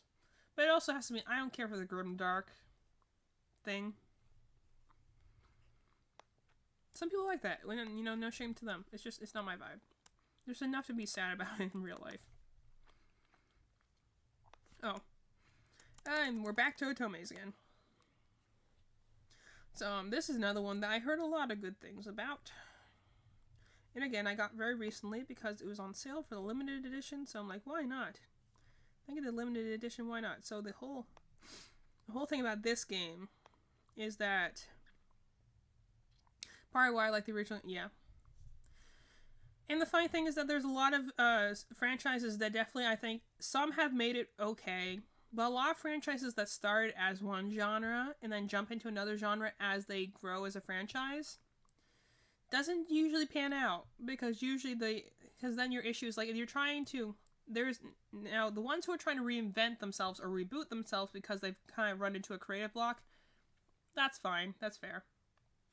But the ones like, I think, from what you're telling me, Elden Ring and The Witcher, or like Pokemon Scarlet and Violet, the ones that are taking on the open world format just because that's popular right now, I don't really like. Because then you have, because then you're pushing it into a sort of growth that it doesn't need yet, you know? And that's the thing that, like, bothers me the most, is when you're like, you're alienating your current fans who love it for a certain reason, and then you're like, oh, you like this game because it's like, if Fire Emblem ever became, which is my favorite series I've mentioned before, if Fire Emblem ever became an open world game, I would not buy it. Unless they prove to me they still retain the things I love about Fire Emblem. Because the things I love about Fire Emblem are the great characters, interactions, so like the support system, the turn-based combat, and tactical maps. I like that part a lot. And then, you know, obviously the colorful kind of fantasy designs. If Fire Emblem ever got in the more like grunge like art style like Elden Ring or something has, if Fire Emblem ever became open world, I wouldn't play it, because that's not why I play that game, or that's not why I love that series. Now, if a different series tried to do that, sure, fine, but like, if your series is already known for a certain kind of gameplay, then you should just, you know, obviously if you need to reinvent yourself, do that, it's fine. Like, that's something that like Sonic does all the time, and usually it actually pretty good effect. It's only when they play it too safe that they actually have an issue. But like, if you are known for a certain kind of gameplay, then stick to that kind of gameplay, you know? Maybe change things up a little bit here and there, but there's a lot of different ways to like build genres, so you don't have to just go open world because it's popular. Anyway, so Jack John, however you want to do it. The whole point of this game is that, so you have your character and all these other characters, and the idea is that they're playing, are called Jack John, I don't know how it's pronounced, because you pronounce that name either Gene or John. I don't know, because I've never heard this say. So the idea is that these are all characters who like play in a play. And the idea is that, like, I think your main character is this one. These are all like guys, but they can play, like, they're all parts of like productions where they play either male or female roles. So I think it's your character is pretending to be a guy. Again, for some reason that's a big thing in Naruto games. Yours is pretending to be a guy, and so you're trying to be found out by all the other guys who play both female and male roles. So that's why you see the guys, but they also see them in dresses and stuff like that, because sometimes they're playing as females in productions. I've heard a lot of good things about this one. Apparently it's a classic, like one of the really early ones that people really like. Yeah, you can see here that, you know, again, characters might actually be male, but also will play like female roles and stuff like that. I think that's also cool. Let me some good androgynous characters. So, I've, again, heard a lot of good things about this one. Oh, it's a rhythm game now. That's interesting. Also, a visual novel that gives me other things to play with. That's the other reason I liked Ace Attorney. Like, you know, I love reading, but if you give me something else to do, that's pretty cool. And it's been an anime? Huh. That's cool. And as you can see, like, so, technically these should all be, except for this character, all these should be guys. Anyway, so, that's another one I want to play. I've heard really good things about this one. I'm going to put on for later one, because again, I can't say yes to all these Otome games, or I'm never going to get through them all, so I'm going to try and keep the ones I let through on that one go, like ones I'm really into. Okay, so here's another interesting one. who knows about Klonoa? This is a platformer, I think from the PS2 era. And this is a friend of mine came over. All my various friendships that have gone in weird directions. I have this, like, the weirdest luck when it comes to these, like, friendships and stuff like that. But the point is, to say why I'm bringing that up, is that I've been introduced to a lot of very niche, weird games. So this is a sort of kind of a platformer game. Kind of see it here. It's like a side-scroller platformer. And so I played the first one, this one, with a friend of mine. And the reason I liked it is that, like, I'm a big fan. I don't know if anyone's heard of, like, Nights into Dreams. Most people do it. They're aware of Sonic and Sega. But you probably know what Nights looks like. This game, oddly enough, the story of this game is very similar to the Nights series. And I thought that was just the weirdest thing. Because this also has, like, a very strong Dreamers vibe. And so it's a platformer. It's got this cute little character, which apparently is supposed to be like a dog. I was like, it looks like a bunny to me. Look at those ears. But due to the collar, apparently it's supposed to be a dog. Whatever. And I played a little bit of the second game. I didn't get very far in it because, me and my sister were not very good at platformers. I want to enjoy platformer games. I just don't always have the reaction time for it, and also I'm like, I don't. Yeah, I can see here. I'm like, I think that looks like a bunny. I don't know about you, but I'm like, I think that looks like a bunny. I would not say that looks like a dog. That's just me. Anyway, so you have, I played the first game, which was pretty cool. I started to play the second game, did not get very far in it. It was also my PS2, so I had to put some weird cords in to get those to work, because old consoles, they still work. They were meant to last, but, like, you had to find the right cords in order to get them to hook up to your TV nowadays. So this, oddly enough, not long after I got into it, had a Switch re-release that has both the games on the card, which is pretty cool. And I don't know, I beat the first game, but I'd love to go back and finish the second game. So I guess we're going to put that on the replay list, because technically speaking, I have beaten the first one. But I would love to play the second one. And also just see what they do in the remaster. Like, besides open world games, the one thing that's really into right now, which isn't as bad as, like, the remake phenomenon for movies right now, but, like, is the remaster thing for games. Which I don't mind too much, because especially as of older games that are kind of not known of right now anyway. So definitely will want to play Klonoa. I actually named my Score Bunny in one of my Pokemon games, because it looked like a little rabbit. I named her Klonoa. But I have fond memories of the games. Also, sometimes you have fond memories of the games just because you played them with your friends, even if they weren't necessarily good. So here's another game that I bought, again, because I looked at that, and I'm like, I'm telling you, I'm always looking for Fire Emblem-esque games to find my next series that I can enjoy that's like Fire Emblem. And so obviously I took one look at this and be like, no, that looks like Fire Emblem if I've ever seen it. The biggest thing I find an issue with, though, is finding Fire Emblem-like games is the combat. This looks, on its outset, like a strategy RPG, turn-based stuff like that. It looks like Fire Emblem, but its combat is actually different. It actually reminds me more of Age of Empires, in terms of, like, you have a group of units, and they fight against each other until their strength is worn down. So, I debated getting the physical of this. This one didn't have a physical for a while. So it was digital. I debated getting the physical of this one.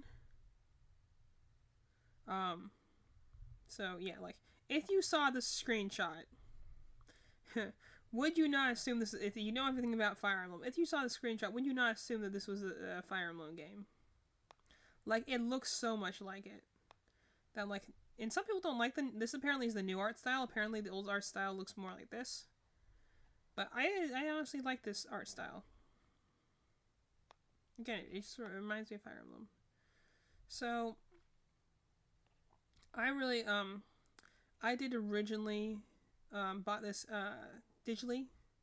I thought of getting it. It had a physical limited run, like, edition.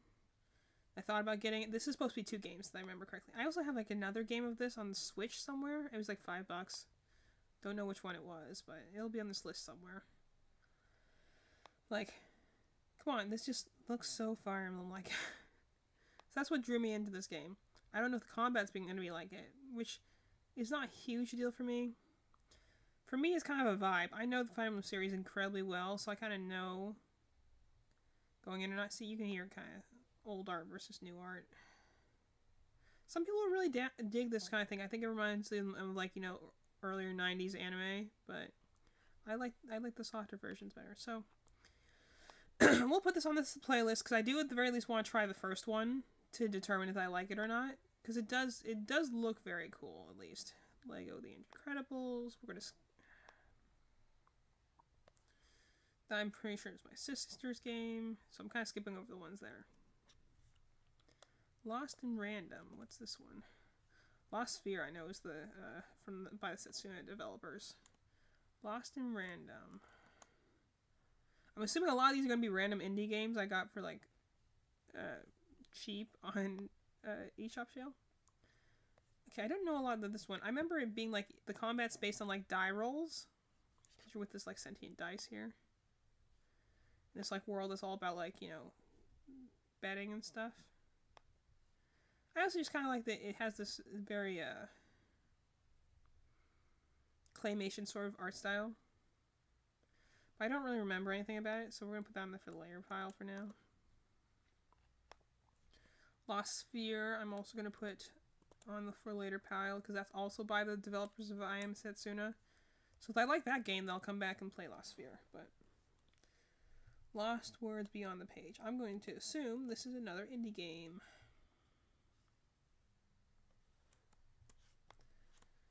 Alright, let's see what we got here. Lost Worlds. Okay, yeah, it looks like a game. I spoke about this a little bit when I was working on my backlog, my last stream. But I will usually buy a game just because it has a dragon on the cover. Like, it has dragon in the title. If this shows a dragon on the cover, it shows dragons in the gameplay. Half the time I will get a game as long as it's, like, you know, within my price bracket, just because it has a dragon. So I remember correctly, this one is supposed to be like a game that's, like, writes as you go, I think. Like, the person's narrating their story as they go along. You can kind of tell here. Yeah. So, like, the person is writing their story as they go. Which I think is... dragon... I don't... You ever one of those things as a kid that you just got into and no one can explain why you got into it or when you got into it, you just are? The dragons were that for me. There is well, in my case, I would call it a special interest, but I've always been fascinated by dragons. So anything that has dragon in it, I'll usually do something with. And there's so many kinds of dragons, like, so pretty much anything.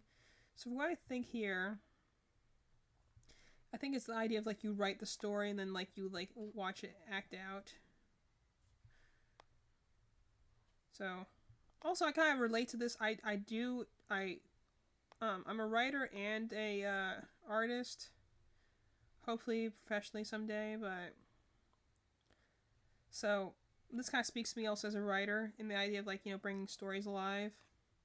So we'll put that on the playlist. Again, I'm trying to get some small games in here too.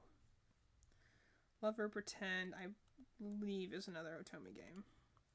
But that's also the reason I started playing Fire Emblem, is on the Sacred Stones. Let me show you before I look up Lost Rune. So, Fire Emblem...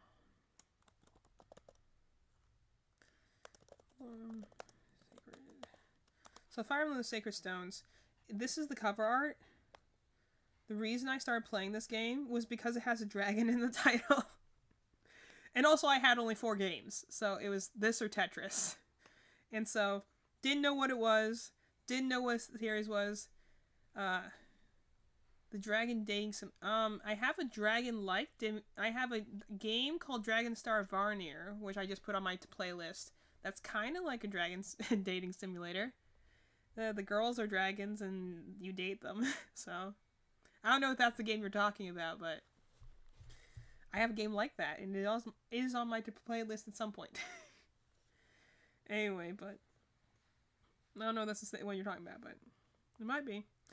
I played this game literally because it has dragons in the title.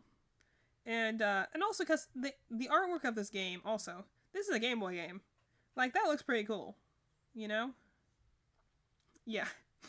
It's a Dragon Star Varnir is essentially, you have, like, these characters that are, like, called witches, but they have, like, the reason they're called that is because they have dragon's blood. And so they either can retain their sanity or, like, turn into dragons. And so, of course, I got the game because it has dragon in the title and you can turn into dragons. What else do I need to know? You know? So, well, apparently you can also date all the witches. So, it's technically speaking, dragon dating simulator. I mean, depending on how you want to classify that, any game where there's a dating mechanic in Fire Emblem, you can have dragon dating simulators. But like, look at this art style. Doesn't that one just look so cool? I love the sepia tones. They never did this in another game. Like, even though this is definitely one of the earlier games, the older games, they never quite did this art style again that has this like nice like sepia tone. It speaks to me of like almost the Baroque period of artwork. And I love this art style. It's why I fell in love so much in this game, because even though there are many other games I love in this series, this one will always like remain my favorite. Yeah. Well, of course they do, because gosh, that frustrates me so much. It's such a thing in JRPGs, isn't it? That you'll have characters who call themselves dragons but look like humans. And I'm like, if you're going to do that, then at least give me some dragon features. Like, half the time they're just... let me see if I can find her. So they have this one girl who's a dragon. She has dragon wings. Which is, like, fine, because at least they look like the same, like, bony dragon wings. Later on, they didn't... Like, they took, like, later dragon characters that appeared in the series just look like girls. And I don't like that. I don't like them that they just look like humans. You know, like, if you're going to be a dragon, then be a dragon. If you just want to be a human, that's fine. I hate it when they do the dragon girl trope, which is something I've brought up before when I've been playing different JRPGs, is where you have a human girl who looks like she's 13, but don't worry, you can date her because she's a dragon, so she's therefore thousands of years old. Don't feel creepy about dating the 12-year-old. Because she's actually not that old. She's actually thousands of years old. She just looks like a 12-year-old. You know, you sit with those choices. That's the thing that bothers me and my sister in dating games. We'll never do it when we think the person's a child. There are also a couple other things that we will not do, but like that's just definitely one of the hard stops. Where like I don't care if you say you're thousands of years old. If you look like you're 10, then you are 10 in my mind. Obviously, if you're a character that like is thousands of years old, but you look 24, that's a different story. But you know, I'd rather have actual dragons. That's also the thing. This was also the game that had the most like actual monsters and actual. There's a Draco zombie in the background here. A lot of other games had, again, the false sort of dragons where they said they were dragons, but they definitely look like humans. This one had a lot more of actual monsters in it, so that's the other reason I love this game so much. I would love to play this on stream at some point, because it has a great art style, and it has a good amount of dragons. It's what I fell in love with. Whenever I recommend the Fire Emblem series to someone, I'm like, if you have an emulator, get this game. Start the year. A lot of people will recommend like Fire Emblem Awakening or... people recommend Fire Emblem Three Houses. I would never recommend that first game. It's not a good first game. It's a good game. It's not a good first game. Because if you don't like that game, you might be like, oh, I hate this series. But no, actually, that one's like, it's an odd one out. It's the rest of the series isn't like this. I recommend playing this game. It's short, it's sweet, it has great artwork. Like, pixel art is just, look at the cute little pixel art going on in this. Man, I'm nostalgic for the Game Boy era sometimes. Anyway, back to the job. I need to get through 50. Anyway, so Love or Pretend here is another Otome game. Gosh, what was the quirk about this one? Okay, if I remember correctly, you have this girl here who's like heir to like a huge fortune or something like that. And her grandfather's worried that she's never going to find a boyfriend. So he sets her up on a date with these 5 different guys who all have their own respective problems. Obviously, all of them are trying to win her affections because they want to be the one who, like... Again, she's going to be super wealthy at some point, so they're all obviously all trying to get in on that. But they all have their own issues. I heard a lot of good things about this one. Apparently, this one, kind of like when I brought up Cupid Parasite last time, this one's another one of those ones that's very hot, that has a strong comedy, like romantic comedy vibes. Which, to be fair, I'm not always huge on that because I've just seen too many bad romantic comedies, but a well-structured one is fun, because you can't have serious things all the times. Gotta love all the artwork. You can't have serious stories all the time. Like I've said before, not every story can be The Last of Us, you know? And not every story should be The Last of Us. If we did that all the time, then that becomes less special. Variety is what makes things different. Variety is what makes things special, is what I should say. So, we're gonna put this on for the later pile. Again, I believe this is a very good game. I think the idea is very interesting. You know, the idea of like, you know, your main protagonist being like, I'm going, like, because that's how I would do it. If I was a girl who was like, I'm getting set up on blind dates because my grandparents want me to get a boyfriend, she's apparently going to be like very, like, this one's very like a sharp, spunky sort of character. It's going to be like, I'm not falling for this. You're going to have to try harder to get my affections. And like, I really like those characters. Some people find those annoying. It can be annoying if done wrong.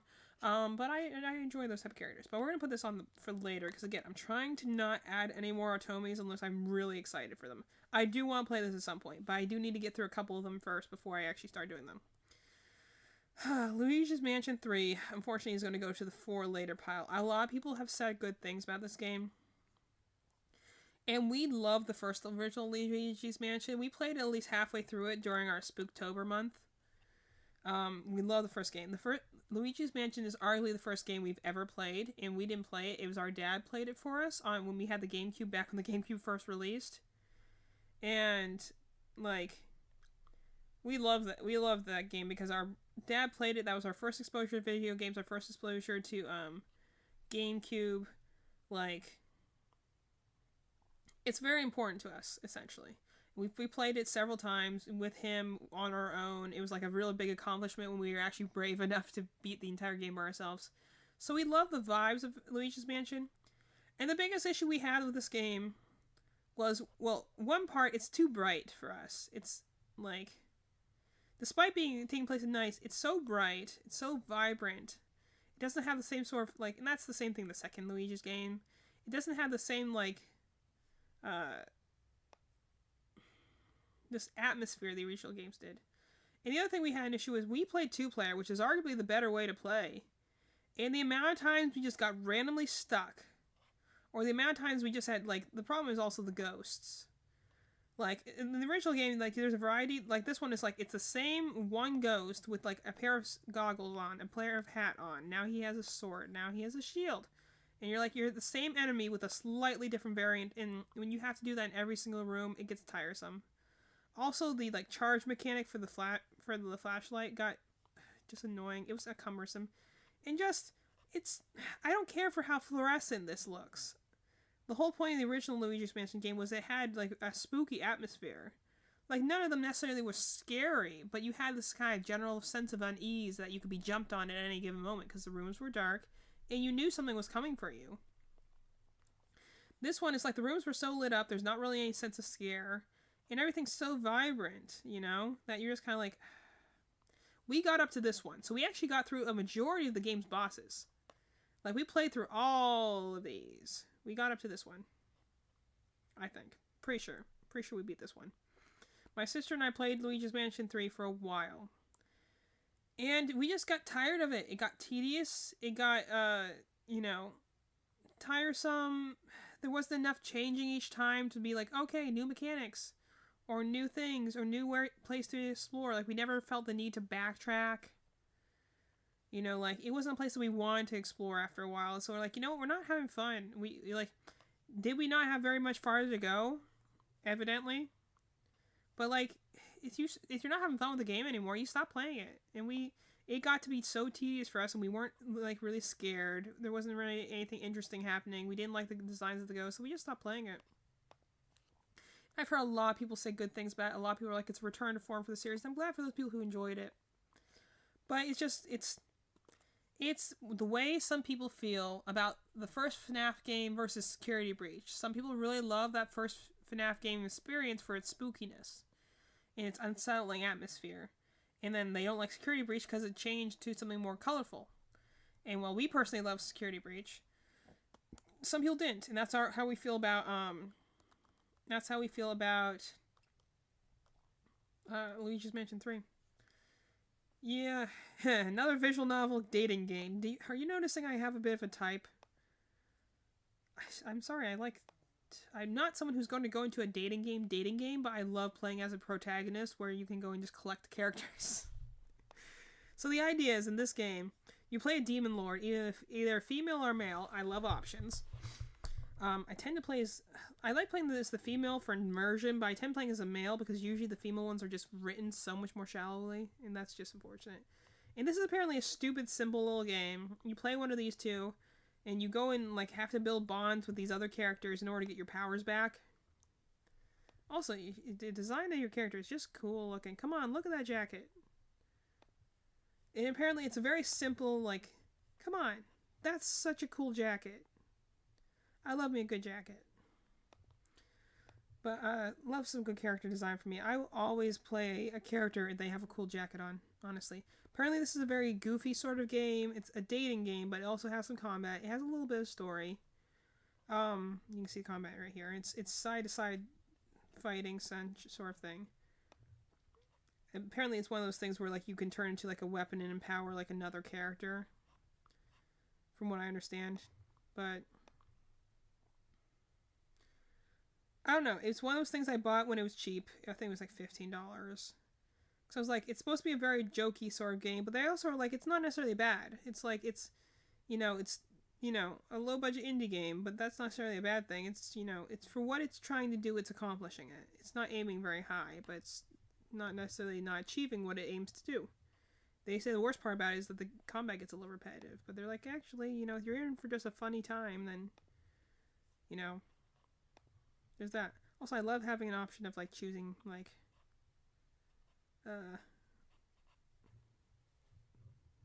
dialogue options. I love using dialogue options. They're done well. So I will play this game at some point. I'm going to put it here for now, because, again, I'm trying not to put too many visual novel games on my thing. We'll put it there for now. Mario Rabbids Sparks of Hope. I started this game. I think if I had a nickel for every game that got like sent to the for later pile because a Fire Emblem game came out, I started playing not this one. This is the sequel. Oops. This one. I started playing this one.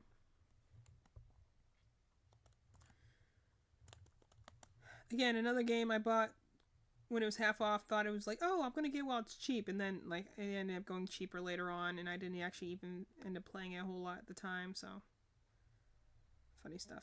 Anyway, this is a tactical like shooter game. So like, you got tactics here, you got cover, you got different things you can do at different times. If I played this again, I think I have to start over. But I started playing this, and I wasn't bad. I actually enjoyed it for what it was. It was fun going through maps and kind of doing puzzles and stuff like that. I never quite found a flow in it. Usually with these tactical games, it takes a couple of maps for you to really kind of get an understanding of how the mechanics work. It takes a little while for you to kind of start feeling strong. Because once you hit that good like flow zone where you have a lot of resources, you have like some built up weapons, and you can feel this powerful and like really strategic when you get like a really cool shot off. Like that's the best part of tactical games. But I heard a lot of good things about this game. I enjoyed it myself. I think I stopped playing it because I think Three Houses came out. Like Fire Emblem Three Houses I think came out at the same time. Or at least not long after I started playing this, that game came out. And so I was like, oh, well, obviously I want to play that game instead of this one, so I do want to play it at some point. So we'll put the first game on the new games list. The second game, obviously, I hear the second game is much better, but I do like playing things chronologically. That is not important to everyone, but it is very important to me. Put that one over there. All right, here. Now this is something my sister has told me so much about. This is for people who are familiar with Ace Attorney. This is from the creator of the Danganronpa series, which is essentially like the more bloody, crazy version of Ace Attorney. And this is Detective Raincoat. My sister said she bought the special edition for this because she was so ready for this game to come out. I remember seeing trailers for that and being like, this is really cool. She like locked herself in our room for weeks to beat this game, which was only problematic because I also want to use my room sometimes. We share a room. So it was only kind of annoying when I'm like, can I come inside? I need to get my pajamas. I slept in the basement for a while just because she would play this late into the night and I wanted to sleep. But she loves this game, so I definitely have to put this on my playlist because she's spoken so highly of this game. And you know, I'm curious to see how it goes. I played the first Danganronpa, and I like my sister played, and I watched a lot of the end of the third game. I've not really seen or experienced much of the second game, so I don't know about that. But I like the first game. It's definitely a unique sort of game series. Not for everyone. It's a very distinctive vibe. I think there are a handful of series that like you could describe the game purely as a vibe. I think like Dark Souls is like one of those things like where we call things a soul like, or like the Metroidvania genre came from like knowing what Metroid or Castlevania look like. Like Danganronpa games are like they are definitely very much themselves. They do a lot of things right. They do a lot of things for no apparent reason, and like you can never fully say like I'm a fan of those games because like you like them. But yeah, again, that you can also remember a lot of times you hated them. So you're kind of like, I don't know how to feel about this series. I enjoy it. I just don't know if I would sing its praises, you know? I think everyone has that series where they're like, I liked it, but I also was confused.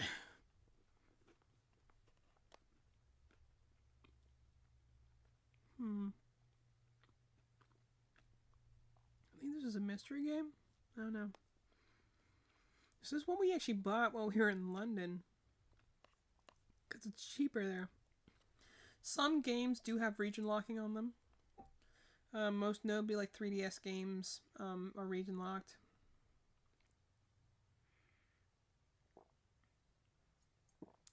Thankfully, they never region locked after that generation of games, so things like PS4, Switch, everything is not region locked anymore. I don't know why they region locked in the first place, honestly. It's kind of stupid. Let's see if I can find. It says turn-based RPG, which is interesting. Let's see. 2 protagonists. Unraveling a mystery.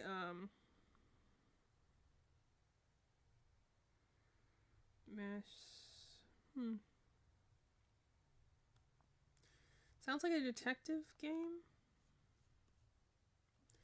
Okay, there's something my sister bought because it was cheap and we were in London, so it was kind of like a souvenir.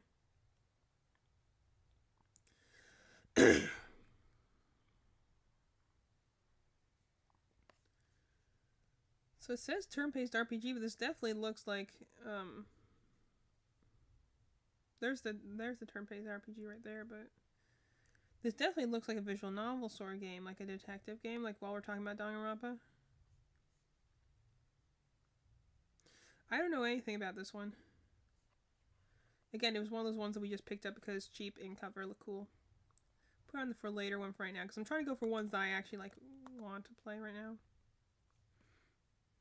Okay, Mega Man Battle Network Collection. I had a friend ask me why I had so many Mega Man games on here. Like, did you get gifted those? I'm like, no. I had someone I briefly dated who was very into Mega Man, and so like my way of like expressing my interest in care to someone is to go and tell them about the things I love. So whenever they tell me the things they love, I try to actually get into it. So this is one I did by myself because again, I love these kind of older graphics, and this one's kind of a turn-based strategy game in a way. It has these sort of things. You're on a little grid and you have like points. I started playing the first one, and I did enjoy it. Story's cute. Not really any stakes in the beginning. I hear it gets really kind of intense in the later games, but you know, this is a chronological series, so I obviously have to start with the first one. But it has this cool like sort of thing there, which I'm not always the best at. I admit I was not always the best with the combat. So I'm still kind of figuring out the way to go about it. But I was playing it for a while, and older games, because the original game I think was a Game Boy game. Older games don't always tell you where you're supposed to go or when or how to activate the next quest. So I got lost. And this is a game with random encounters, so getting lost in an area with random encounters can turn into a real time sink when you don't know where to go and you keep running into the same random basic enemies. So I stopped playing it for a little while until I could like sit down and do it with like a guide. So we'll put this on. This one I think goes into the replay one because I actually have already started the first one. But I do want to beat that game. I do want to at the very least beat the first one. I just got lost, so I need to come back to it at some point. Atlas does their games on sale a lot. This series also goes on a sale, like anything Mega Man goes on sale a lot for Capcom. So I bought like a lot of the X series. I don't have any interest in the first games because I don't like those graphics. But again, I did play a lot of these games as a kid. Not necessarily this kind of level of intensity, but these sort of like side-scrolling adventure games. So I would like to try them at some point. That's why I bought them, is the idea to try them at some point. I'm not going to do it right now. I'm going to stick with one Mega Man game for now, which is the Battle Network one. So we'll come back to, like, the Mega Man games later. But I would like to play them at some point. That's why I bought them.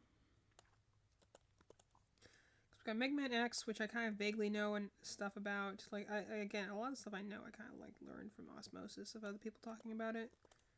I'm pretty sure this was the next generation after that. Yeah. Don't know what this one is with the Z and the X and whatever happens after that, but that one's going for later. Mercenary Wings. Okay, so Mercenary Wings is a weird series because I've never played any of the games, but I actually own like quite a few of them on 3DS. They're like this again. They're kind of like Fire Emblem in the fact they don't have connected storylines, but they all have this like turn-based RPG Final Fantasy Tactics map. They have different stories, different characters, all different things, but they're all underneath the Mercenary Wings thing. And a lot of people have spoken a lot of things about them. That's why I have a handful of them, and I always like pick them up if they're cheap. Because I've never heard bad things about them. They are very much speaking to a younger time. Clearly a lower budget studio. There's nothing really special going on with the assets and the graphics, but I've not necessarily heard bad things about them. Like a lot of their like storylines are like things that I normally would be into, like, you know, two friends who are separated across great distance finally meet each other as adults, you know? I just like those sort of things, you know?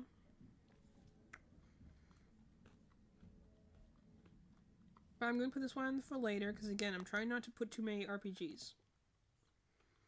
I'll never get through them otherwise. I have to say no to some of these.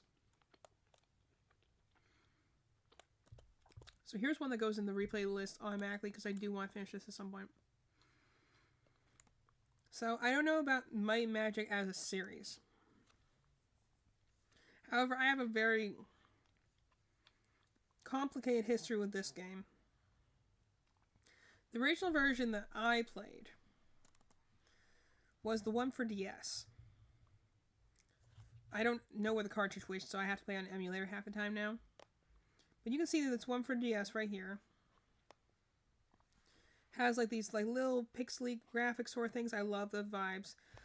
I play this game almost yearly. Like whenever I'm going through a hard time in life, whenever I like need something to like just comfort me, and the gameplay in this game is very like soothing for me mentally when I have like hard things I need to deal with. When I was super stressed about the long trip to go to London, I literally played this the whole way on the trip, on the plane. The way back, I played Project Diva Megamix the whole time. So clearly Hatsune Miku and her music is a comfort of some sort too. So I played that game the entire way back. But I play this game like yearly. I wish I had, I don't think I do anymore. I wish I had a physical of this game. Because the DS version of this game is the version I love the most. I love this art style. I love the pixel art they have for this. The problem was, the one that I started playing, which I again would love to maybe make a comparison video of some sort, be compared to the DS versus the remake version. So the one that they call the Definitive Edition is actually based off of the PC port. They made it like a remastered port of the game, which is this one. You can see the graphics are different. A little bit more fuller models. The art has been updated. This is based on the PC version, which I'm assuming they ported the PC version because it was already for one screen. The DS version was meant for two screens. Probably the easier one to port to the Switch was the one that was the DS version. Originally, this was only a digital. I bought it digitally, and then it came out in physical, and I was so angry because I love having physical games over digital games. And if I just waited a little longer, I could have gotten it physically instead, but actually I also have some issues with the games. So this isn't an issue with the Definitive Edition, this is actually more an issue with the PC port. They change a couple of mechanical things that to anyone else probably don't make a lick of difference. But to someone like me who plays this game, like, again, almost an annual thing, just for fun. It's a quick, easy thing to get through. And I, like, know this game inside and out. I know every mechanic really well. And playing through this game and just the slight tweaks they made in different places for the units, for the tactics, for the artwork, it just bothered me. Like, some of these graphics, like some of the animations for some of these units were worse than the original pixel art ones. And I'm like, why did you bother changing it if it looks worse than the original? I think it's just because the PC port didn't necessarily look... They didn't put a lot of effort into cleaning up the PC port for the Switch. So some of these, like these different, like, originally, like, for instance, like this deer unit might go and it'll leap up and ram things, and it has a certain, like, impact. It flashes to show some impact. Now it just turns around and walks, essentially. I'm like, that's not as cool. So I started playing this game on Switch. I think we got through halfway through the second world. Yeah. I gotta admit, though, the updated artwork for the characters does look awesome. With the exception of, like, a few, mostly, most of the updated character art looks great. There's only, like, one or two examples. Like, the biggest one is Anwin here. I don't know why her eyes are that big. They're not that big in the original artwork, and it just makes her look kind of strange. Anyway, this is a game that I'm definitely has to go on the, yeah, I already did, for the replay list, because this is one game I would like to compare to the original DS version. Because let me tell you, I got things to say about those two games. Because I love the original game so much that it kind of almost is like I stopped playing on Switch, so I'm like, I need to go and do this with notes. Because I have so many things to say about this game. So, what's this one? Monster Boy and something. Monster Boy and the Cursed Kingdom. Okay, this is another one of those side-scroller, like, platformer games, I think. Apparently this is part of a larger series, but apparently the big thing is that, like, you're this character who can turn into different animals. So take a wild guess why I got this, because you can turn into a dragon. Oh, and a snake, too. I'll buy anything. Give me a chance to turn into animals, and you better believe I'm down for it. So this is a side-scroller platformer game, I think. Like, action game. I think this is also a remaster of the original one. Yeah. This is what it originally looked like. And this is the remaster. That's pretty cool. So this is apparently part of a bigger series, side-scroller action game. You know, I add some of these things to my backlog just because, again, if all I ever play is JRPGs, I'll get bored of it. So I try and throw some other genres to be like, let me try some other genres to see that I like them, you know? This was on sale, like $5 or something. And so I'm like, let me try this one, because maybe I'll enjoy it. How's our new game list?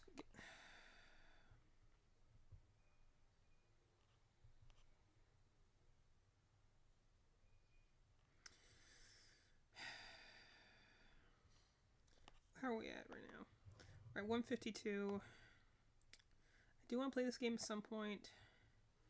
Do I add it now or do I add it later? That was the question.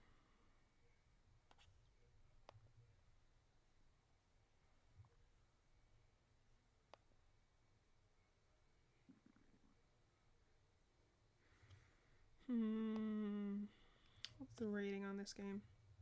Or reviews thing? I don't often look at reviews, but sometimes I look at them just to get an idea. Like, should I give this... Okay, 9 out of 10. I think it's pretty well. Look, 15 hours.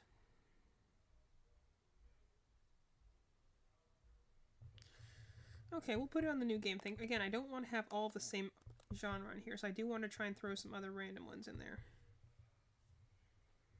Okay. So we're going to put Rise, I believe, is the one for PS4. Monster Hunter is another one of those games that I've always been drawn to because of, again, the dragons. But I didn't want to play it because I'm like, I'm not interested in killing the dragons. I want to be a dragon. So I never was too interested in the game. I knew some people who were very into this game, but I never was that into it because I was like, I don't want to kill them. I bought this one because they said that this edition was very easy to get into. Rise is the one where you get a pet, I think. I think you have like a little mount or something. I love having things I can ride. Especially if it's for better mobility. So I do want to try this game at some point, but they said that also Rise was a really good one to get into for beginners because it's not too complicated. And they actually, give you a lot of legs up for it.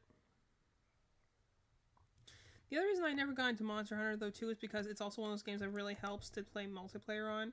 And I traditionally do not have a lot of friends when it comes to playing video games. So, let's see, we're about 1 p.m. now. How about I try to get to the O's? And we'll call it for now. Because then I'm getting hungry. I do need to go get lunch. But let me try and get to the O's. Because then I'll be about 165. That'll be a pretty good place to stop for today. Or, well, yeah. I'll probably be back here tomorrow. Not sure which time. I'm kind of varying my time to see which works the best, but... So, Monster Hunter Stories. Gosh. This is one of those rare games that I bought, like, because of the demo. Like, most of the time, I, like, will go and, like, buy a game because I think it's cool, or it's a series I like. This is a game that I bought I tried the demo. This game originally came out on the DS, the 3DS. I tried the demo. I fell in love with the demo because you get to ride. This is why I always wanted out Monster Hunter, to be able to actually ride and befriend the creatures instead of just killing them. So I played through the demo, loved it to death, went and found it to buy, which, mind you, was not easy. It was way more expensive than I typically like to play for. I think I bought it for $47. Which was the right choice, to be fair, because then you couldn't find the game anymore. It just kind of disappeared. Because these type of games are scarce. And I loved it. I played it to completion. It was a really fun game. I was actually just thinking about, because then you have Monster Hunter Stories 2, which I was super excited for. And I'm like, maybe I should go back and play the 3DS version. And I do have the version on 3DS. And then they released it for Switch, which only frustrated me, because then they released a dual pack that had both Stories 1 and 2 on it. I'm like, I wouldn't have bought 2 if I knew that there was going to be a pack with 1, because I like having collections that have both the games. So, I'm going to go back and play Monster Hunter Stories 2. This is obviously a replay game. As you can kind of see in my little thing here, this is a Switch port. So, like I said, the Western version only has this version that has 2 games. So, Stories 2 and Monster Hunter Stories. I already own Stories 2, so I didn't want to buy the same game twice. I try not to do that if I can avoid it. So, I went and bought the Asian version, which has only Stories 1 on the card. And it's significantly cheaper. So, that will go on the replay pile. Definitely want to play that one again. Switch port. It's a great game. Would love it. Really enjoyed it. I played Monster Hunter Stories 2 for a while. The biggest thing that put me off is that the first game on the DS does not have voice acting. Not in the traditional way, at least. It has kind of like the old school voice acting, where it's like, they have their own language, but it's not actual words. It's like mostly noises. And, like, tone of voice that give you the vibe of the character. Like, one character just makes, like, cat noises, and then in the next game, he actually has a voice, and that, I don't know, it bugged me. I'm like, go back to making cat noises. You were cuter when you did that, and now he has a voice, and I did not like that. I don't know, sidekick characters can be fine, but sometimes, you ever have where you have that, like, the sidekick character that has, like, most people bring up Navi from, like, Legend of Zelda, but I'm like, sidekick characters that have annoying voices that won't shut up, or you're kind of just like the Oh my gosh, please stop. Or the ones I hate are when you have a silent protagonist. This is actually the other reason I have an issue with Genshin Impact is their sidekick character Paimon. When you have a silent protagonist, that's fine. Let the silent protagonist show how they feel based on their expressions and actions. Maybe a few limited lines of dialogue. A silent protagonist does not work when you have a sidekick character that just talks for them the entire time. And says the brutally obvious in every single conversation. Like, just exposits the heck out of you, and you're like, okay, cool, we get it. Shut up. And that's kind of where he was going for me on this one. So I did play this for a while. I did love it. I poured a bunch of hours into this. I ran into a quest that I didn't like where the story was going. I was kind of frustrated with the characters, so I stopped playing for a little while. And with these RPGs, it's sometimes once you get out of them, it's hard to jump back into them again. So I did play it. I do want to go further in it. I will play it at some point. So I will put Stories 2 as well on the replay list. Because while it's a game I have not finished, it's a game that I have started and I do need to finish at some point. Monster Sanctuary. I believe this is an indie game again.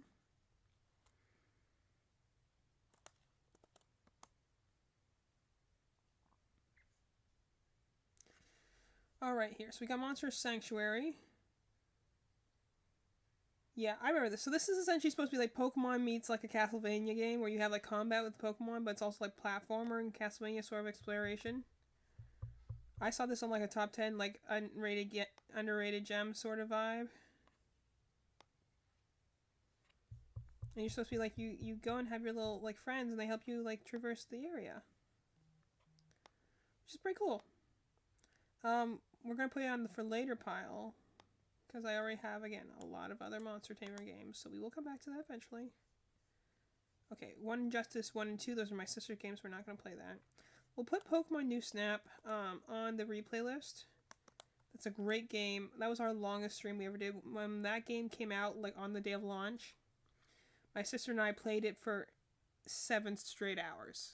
And we didn't even realize it had been 7 hours. It was just such an relaxing feedback loop that we ended up playing it for that long without even realizing it. It was just so much fun.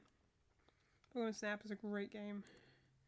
Nexomon, I believe, is much like Koromon in terms of being, yes, another Pokemon-like game. I would love to see what's the difference between Nexomon and Koromon, because looking at them next to each other, I sometimes forget which ones I have, because I'm like, these look like the same game. So, it might be fun to look at Nexomon next to Koromon and be like, okay, what's the difference between these two games? They're very similar. Always looking for the Pokemon likes. Okay. Ni no Kuni, Wrath of the White Witch, and Ni no Kuni 2. Definitely, these will be on the replay list. I would love to do some sort of video essay retrospective on these games. Because, man, I think collectively I can give them a 10 out of 10. Both of them have just enough issues that I can't quite give them a 10 out of 10. Like, in the case of this game, it's the combat. The combat's slow. You have these familiars, which is great, but you can give them a command, but you actually can't control them. It's kind of like, I hear the Xenoblade Chronicles 2 gameplay is like that, where it's kind of auto-battle. You just give them directions, which is only frustrating on boss fights, because then you're kind of like, what am I supposed to do? But Ni no Kuni is a series that I love so much that I bought it repeatedly. So I have like the game on PS3. I also have the special edition. I also have the game on PS4. I also have the game on Switch. Like, I have multiple versions of this game. I originally bought it for the PS3, and then my PS3 died, so I bought it for the PS4. And then it came out on Switch on the remastered version, so I bought it on the Switch. Great game, great characters, great story. Animation is beautiful. Very Ghibli-esque for those people who like it. You can see in their cutscenes, very Ghibli looking. I do prefer the second story, the game's story, better. And I definitely prefer the second game's combat better. But this game, you know, it started it all. It's a great game. I love it. I would love to do a retrospective about it. Great game. We have Revenant Kingdom, which is my preferred of the two games, just because the combat in this game is so much better. Take some more tea here, coming into the final stretch here.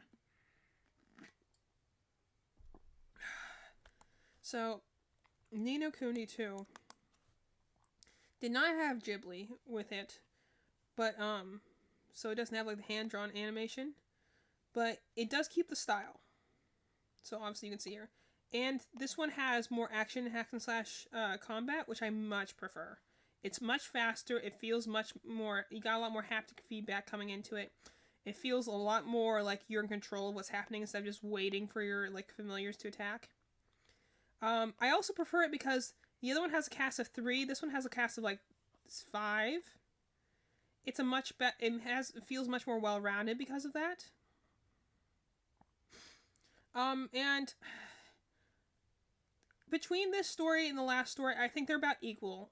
I think both of them have issues. Both of them have points I don't really care for, so I don't think either of them is 10 out of 10 in terms of a story. I think this one gets a little closer, but I think both of them definitely have some issues as a story. But this one always ranks a little higher for me just because the combat's way better. They did a lot of quality of life improvements to get rid of a lot of the bloat that the first game had, especially in the side quest department. And again, I think just having a larger cast of characters gives you, like, if you have the one chosen one for the entire story, it's fine. But it does get a little, stale by the time you get to the end of the game. So, while this one is also kind of a chosen one story, it does it a little better because it's not really one main character. It's these two at the beginning. You have your one main character, but you also have his, like, guard, who's really good. And then, you have a lot of other characters. I don't think it's really hit or miss at which day, like, it will change from day to day which one I think is better story-wise. But gameplay-wise, I think the second game is hands down better. I would love to talk about that. I'd really love to do a retrospective of those two series at some point. I once thought of doing a paper for, like, because I'm working my graduate school program. Oh, whoops. Keep forgetting. So here's the one I talked about before, Nightshade. This was the second Otome I ever bought. I bought it with Steam Prison, which is the first one I bought, and I do want to beat at some point. But this is the first one I bought that was in the Edo period sort of thing. You see, this is the first one I ever bought, besides Steam Rune, because I just love this art style. It's so pretty. I just love well-dressed characters, Come on. That looks so cool. So let me see again. I already have one from the Edo period, so I don't really want to have 2. So let me see what this one's storyline is compared to Birushana. I'll determine which one. I'll determine which one of these I want to do more. They're both on sale at the time, that's why I bought them both. What is the story for this game?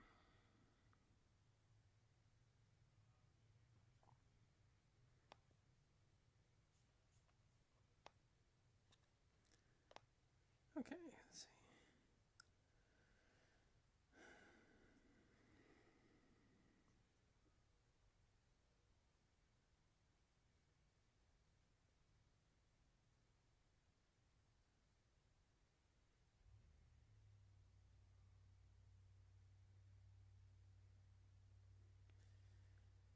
Okay, let's see, Van Sengoku, protagonist, okay, tell me more about the story.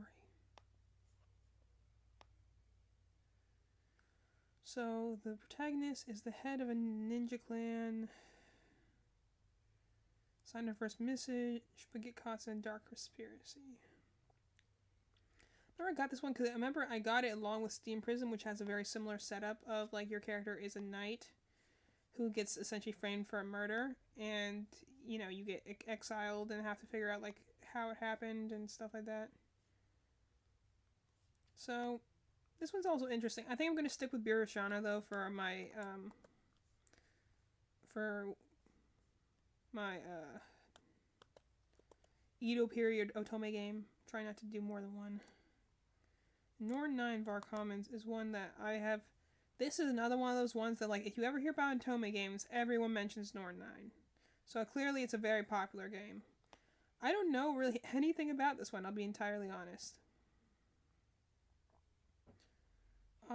I do think Var Commons, though, is a sequel. Because, yeah, the original one, I think. I have this one in the sequel. I'm pretty sure this is... What's this one about? I think this one's like you're in like an alternate reality of some sort. I can't remember at the moment, so we're going to put it on for later one because I really don't need to put too many more Otome games on here. Okay, and we're going to stop here at 165 Octopath Traveler, which I will be happy to speak about more later. So, yeah, that's what we got for Night Now. So that's a pretty decent amount of... So we're at 165. Oh gosh, it's going to take so long to get through all of this, but that's what we're here for. If you chip at it a little bit every day, eventually I will get through the whole list. And then after that I can get to the spreadsheeting and determine what I'm going to play. Oh man. This, You don't realize how many games you have until you have them all in a giant spreadsheet. Alright. So, I'm getting hungry. I'm going to go have lunch. Thanks for anyone who stopped around. I don't know how to say your username. It's like Tife Clocks or something like that. Anyway, whoever was my friend in the chat who was happy to discuss open world games and Hatsune Miku with me. Thanks for showing up. I enjoy chatting. Sometimes just having one person to talk to is helps move this process along way faster. So thank you for that. Hope you are able to stop by one of our streams again. I'll be streaming again tomorrow, some point, most likely in the earlier part of the day. And I appreciate to find someone who knows of Nintendogs and Dragons and Hatsune Miku and stuff. So I hope you had a good time here. Anyone else who is listening in the background, I hope I've provided good background noise for you when you're working, school, whatever you're doing. Another reminder, I'll be back with my sister tonight. Probably somewhere around 6:37. We'll be playing Sonic X Shadow Generations for the PS5. Would love to have some company, and see you chat some more. But this is all I'm going to be doing for my backlog battle today. The battle continues. We've won the battle. Still fighting the war though. Oh boy, I don't realize how many games I have until I try going through them all. There's just so many. I mean, you put them up on a wall. I have a huge case, like a library, like stand in my room. It doesn't look like that much when you have them all on a shelf. And then you stop and look at them all, and you're just like, wow, how have I bought so many games? How do I own so many games? I don't even have that many digital games. Like, I'd say probably maybe I have 50. If I had to guess, I would guess I have 50 to 75 digital games. All the rest of them are physical. How do I own that many games? Why do I keep buying games? This is clearly an addiction. Anyway, that's all we got for today. Thank you for joining me, and hope you guys have a good rest of your day, and we'll see you again some point this evening.